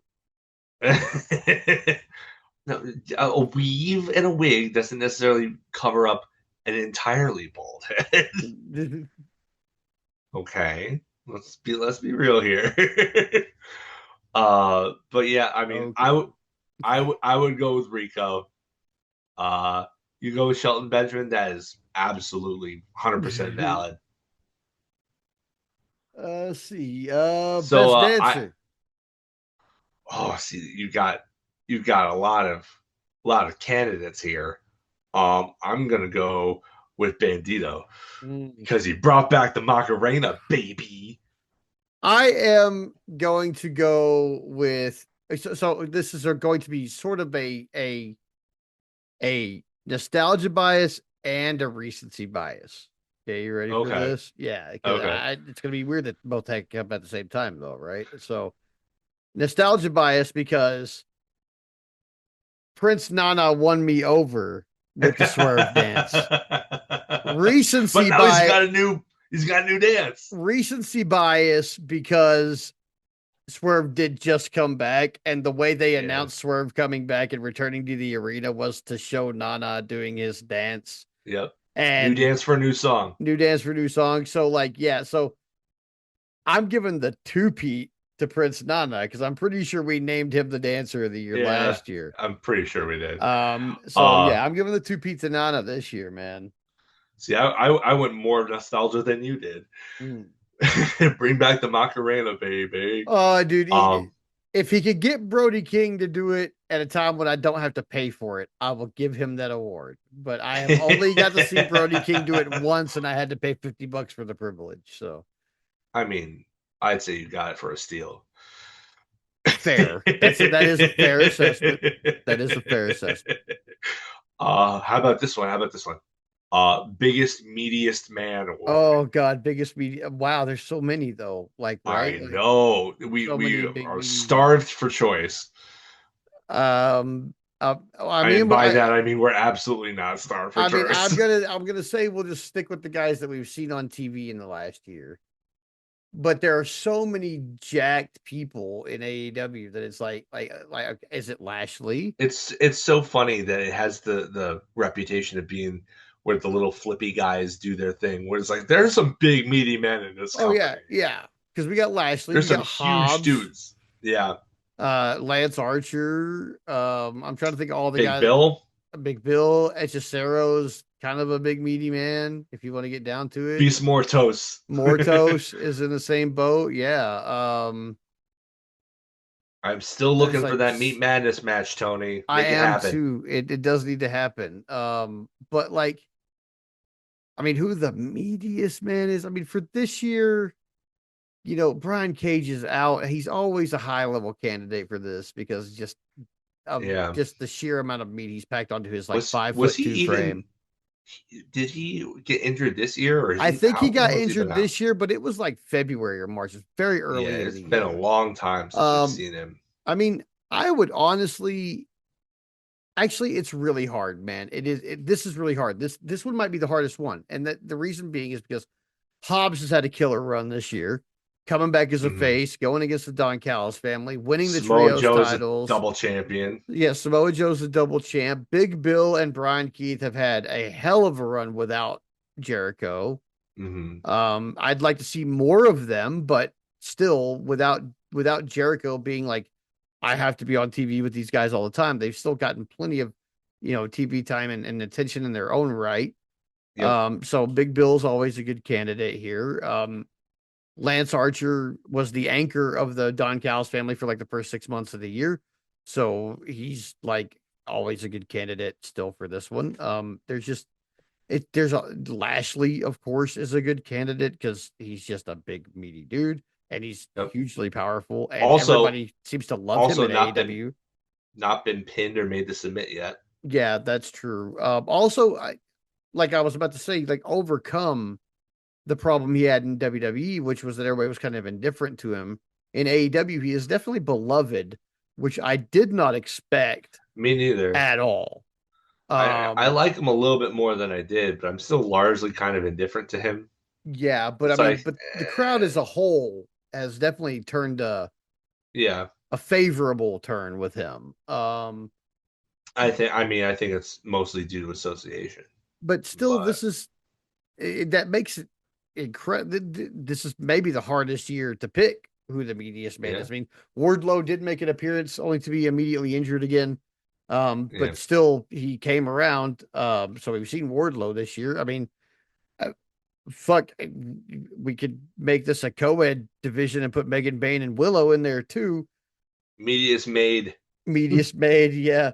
Um, I really don't know. I would probably go with Hobbs though, to be honest. I mean, with the That ops, with was the trios my titles. that was my choice. Like the dude had ever since he came back and he won the trios title as a replacement for Hook has been like he's been booked to lose, but he's never been booked as strongly as he's been booked this year. Mm. And dude, I mean, he even adopted a big meaty man gimmick of no selling chair shots to the back. Yeah, like Like to me, there's nothing meatier than no selling a weapon shot. yeah, especially a chair shot, especially the to people that he's no sold it to. Like yeah, big like dudes it, have hit him with a chair, and he's just like, yeah. To me, like nobody's gotten more mileage out of being meaty specifically this year than Powerhouse Hobbs, yeah, and that's why he's my choice. yeah. I think Hobbs is my choice of meatiest man of the year. Yeah, What about cameo of the year? cameo of the year, Yeah, we've had man. quite a few people duck in and out. To me, I'll give you mine first. Mine is who you've already mentioned. I was hoping you wouldn't bring it up before I got to this point, but while we're already here, I'm gonna give it to Wardlow. He just kind of showed up, got Just kind injured, of and then show, dipped. Like, yeah. hey, good to see you, Wardlow. 2 shows later, he's gone. Like, Uh, oh, you, okay. you know what? Honestly, this is gonna be funny. I think. And if it's not funny, fucking tell me. But this is funny in my mind. Okay, my favorite cameo of the year is the one that didn't happen. Oh, oh, Yeah, really? yeah, yeah. Remember how a few weeks ago they were in Asheville, North Carolina, or what? Where is it in North Carolina where they did Sting's last match? Oh, it wasn't Charlotte. It was No, it's was it Charlotte? no, it's not Charlotte. It's damn it, it's in North Carolina though, for sure. Gosh, Greensboro, North Carolina. Greensboro. Okay, so they're in Greensboro, North Carolina. The week before they're in Greensboro, Oh, North Carolina, they say Ricky Steamboat yep, and Ric Flair are going to be on the show next week, and then Ric yep, Flair wasn't on the show. yep. Did a little pre-show thing and then dipped because he wasn't Yeah, feeling well, and also they were booing the hell out of him. and yeah, it wasn't feeling well as code for I got the shit boot out of me and I didn't like it. Well, Um, apparently he had like a legitimate injury, like he tore a shoulder or something, but yeah, but it's still still, it was pretty convenient. yeah, it's very convenient. And I was wondering after the show, like, wasn't Ric Flair supposed to be there? And then I was like, you know what? It's kind of at this point just best that he wasn't. Um, Yeah, and so that's my favorite cameo of the year is that they like did this heavy push. Like they mentioned it like 4 times the week before. They were like, "Hey, we're gonna have Ric Flair next week." And when he didn't show up, my first thought was not that he had come out pre-show and gotten the shit boot out of him, but more like AEW got inundated with emails and calls like, "What the fuck are you thinking? Didn't we just get yeah, rid of this piece of shit?" Like, yeah. Oh, So yeah, my favorite cameo is Ghost Ric is the Flair. non-cameo. I Yeah. love it. We both chose snarky answers. You chose the non-cameo for the cameo, and I chose the guy who wasn't supposed to be a cameo but wound up being Who one. ended up being a cameo. Yeah. Poor Love it. Wardlow. Uh, Love it. love it. I get better soon, Wardlow. We do Yeah, miss you. we do miss Wardlow. We do miss you. You got anything else? Let's see. We did Dancer, we did Meatiest Man, we've done Cameo. Oh, best guest commentator. Who's the best guest commentator this year? Oh, Because there's been some good see, ones. But man, I I think mean, I know okay, who mine so is. I would say Brian Danielson, except now he's kind of permanent, Yeah, he's semi-permanent. permanent. So I Yeah. wouldn't call him guest commentator No, no, I wouldn't either. anymore. I mean, you can make a case for Don Callis, but he's there You so could. often, so often it barely feels like he's a guest anymore. It's kind of like it's his house and he just kind of his summer home and he just kind of comes and goes as he Yeah. pleases. Oh gosh, he does add he adds so much to the commentary. He I does. want to put He over does. Don Callis because he doesn't just he's not one of these heels that buries everybody. No, he He's doesn't bury definitely everybody. in I the like that a lot. he's definitely in the Bobby the Brain Heenan mold of this guy is an incredible guy. I'd love to have him in the stable, but my guy's better. Like Yeah. he's definitely in that old school build up the baby face to put over my own guy. Yeah. Yeah, I he's very good I at that. love that about him. Even though he does look like a dildo. Um, The Dondo. yes, Uh dong phallus. so Oh gosh. I mean mine is oddly enough the one time that Renee's husband has showed up on AEW television. Because the one time that John Moxley has come out and done uh guest commentary, that was Jonathan Good. That was not John What, the one that Moxley. where he spent like the almost the entire episode of Collision? Yeah, yeah. When he came, That was an all timer that was an all episode. timer, dude. And that I got to give it to him just for that one episode because you could tell that was not It's hard John to argue Moxley against that at the that was not until John the very Moxley's. end. Yeah, Until until the the very very end, it end wasn't John Moxley. when he had to confront Kyle. Yeah, but he had to confront Kyle, then it was John Moxley. But up until that point, he was just being Jonathan Good. He was Yeah, just watching matches like he was at home and yeah, putting over the people like he was putting people over who he had definitely hated on their style as a in a Death Riders promo. Like yeah. that was definitely He not tried to find John something Mox. positive to say about everybody, even if his Everybody character didn't really didn't like him at want all. to. Yeah. So I got to give it to him for the best guest commentator of the year for sure. It's really hard to argue against that. It is. It It is. really is. Um, Um, because I mean Don Callis, I would give it to him normally, but it at this point it's like, through sheer is he volume a alone, yeah, yeah, is he a guest commentator anymore, or is it expected? Like, would it be more surprising if he didn't sit down at the commentary desk when yeah, somebody in the Callis family had a match? yeah. Like if he didn't sit down, I'd be like, is he sick? Is something wrong I with Don Callis? He didn't sit down at the I desk, like I think that I can count on one hand the amount of times that he's accompanied one of his guys to the ring and didn't sit down at the desk. I can't I think remember any of those times. So I think maybe once or twice the entire year. It was maybe. probably a timing issue. They probably just like, well, this is going to be like a quick match, or we need you to cheat here from the get, Yeah. so we can't have you at the Right. desk or something. Yeah. I would say, man, it's riding the line, but he isn't. He doesn't start the show. Mm-hmm. He doesn't start the show there. My feeling is if you don't start the show there, you're probably a guest. Yeah. So I would say, due to sheer volume, I would still give it to Don Callis, but with the caveat that yes, that one time that Mox was on commentary was spectacular. Yeah, Absolutely. If you're talking about one night performances, it's going to him. If you're right. talking full year, I'm giving it to Don. Mm. Now, He now, always brings something to the table. now, a lot of these awards that we've given out, these arbitrary awards, have been Don Callis adjacent. And I have Yeah. yet to name a Don Callis family member or Don Callis himself as a winner of anything. So I do actually want to do that and give Don Callis his due because I think he does deserve something here. So 100%. my final category that I have is manager of the year. And Oh, it's on him, it's very unquestionably. obvious to me that it's Don Callis. And Unquestionably. so I'll say this: we've talked at length about all the great things about Don Callis as a manager. His Yeah. commentary, putting over the other guy to make his guy look better, he does great at that.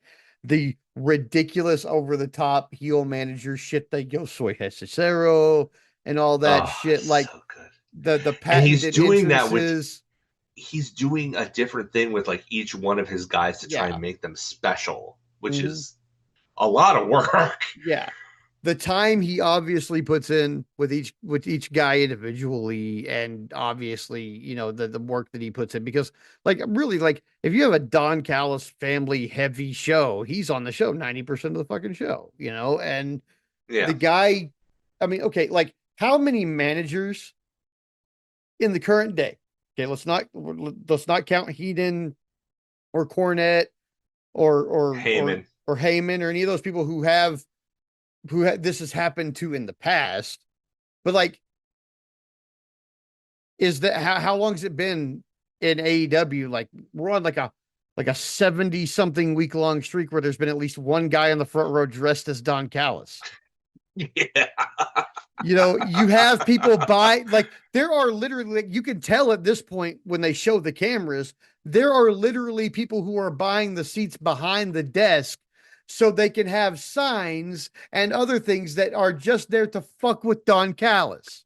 Yep. Like people are buying a $400 fucking chair to a 4 hour wrestling event just so they can write up a sign that says the person below this sign looks like a dick and hold it up behind Don Callis.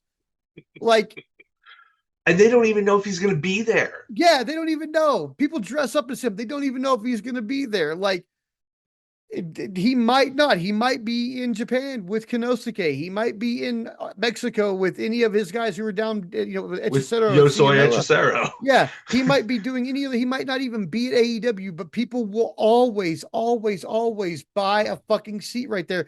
And it never fails. As soon as Don Callis is sitting in that seat, whoever's right behind him has some sign and you see it. You see it like creep up behind his head, and sometimes you only get to see it once because it does have a curse word on it or something, like this guy's a fucking Yeah. dick or something, But still, it's like that level of heat in today's modern world where like we're no longer stabbing managers, we're no longer Yeah. throwing bricks at people because we believe this shit is real. But the fact that this guy has gotten people to pay $400 just to sit behind him on the off chance that he might be sitting right in front of them, on the off Yeah. chance that the camera might look at them while he's sitting in front of them. Like that's like Oh, worse than it's a so Vegas good. bet. Like there's so many Yeah. things working against you there that you have less odds. You have better odds putting that $400 down on a blackjack hand in Vegas than you do Yeah. of spending it on a sheet and actually getting on camera with Don Callis sitting right in front of you for that specific sign that you brought. But people Yeah. do that shit because of the like loving hatred of Don Callis. And that's the best way I can put it because I fucking hate Don Callis. Yeah. But I'm supposed Love to to hate hate the Don guy. Callis and I Yep. love hating Don Callis. Yeah. And if I met him in person, I'd be like, my God, I love your work.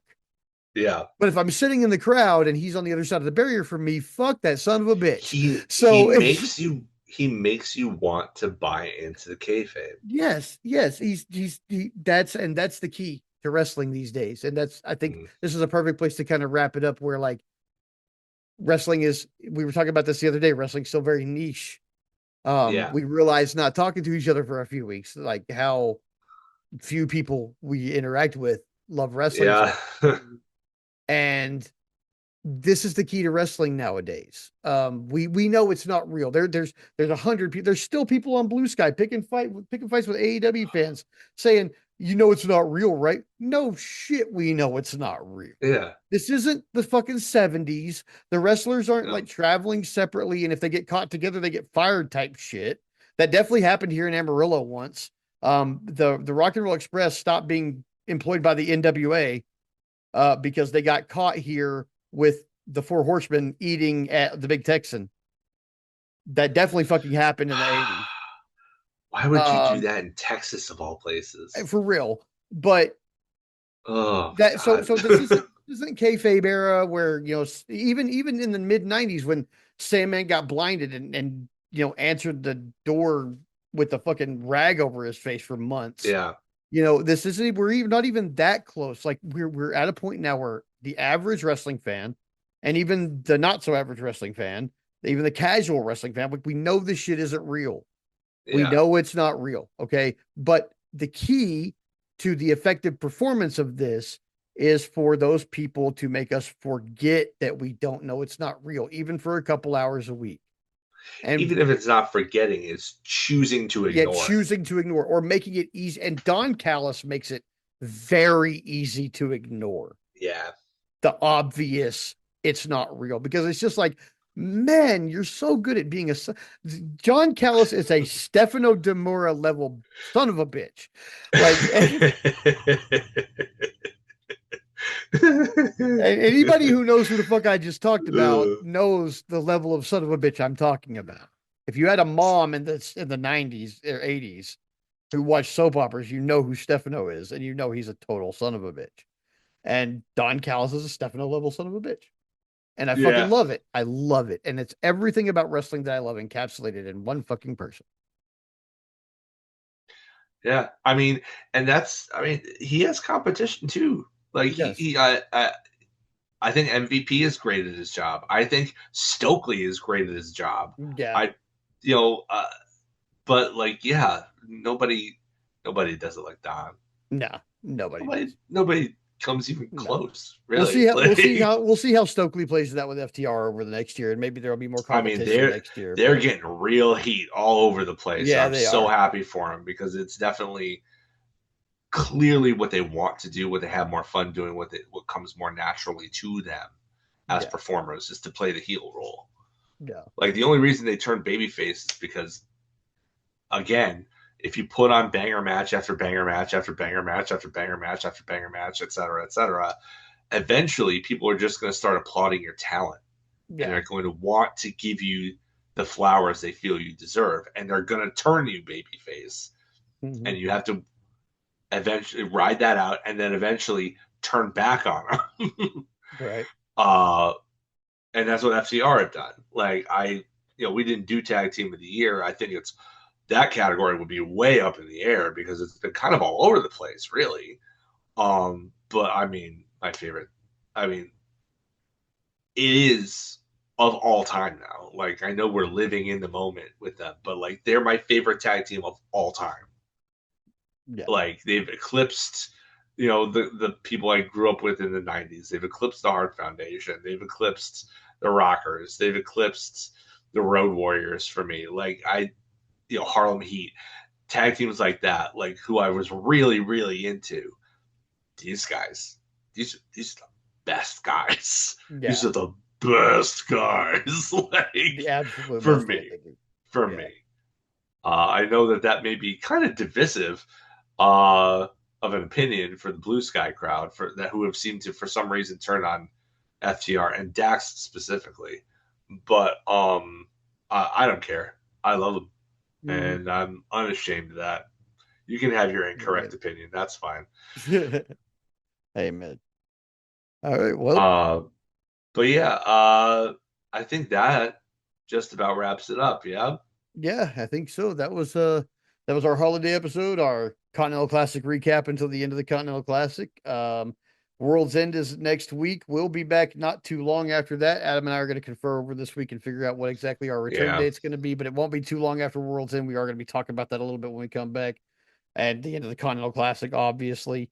Um, you know, I normally I end these on kind of a little lower note where we say fuck ice and I say, it's a dangerous world out there and you keep your head on your shoulders and you look around. But this week's actually been really happy, and I want to let you guys know why. Two of the worst people on the fucking planet got their asses beat within like 2 hours of each other. One's Yep. got a broken jaw and one can only see out of one eye. Justice fucking exists in the universe, guys. Yeah. Fucking, we love you. Thanks for joining us for the holiday episode. We will see you next month in a few weeks for our season 4 debut. Holy shit.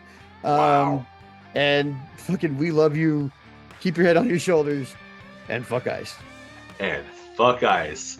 They are ho ho ho bags and get them out of here. That's right. Peace.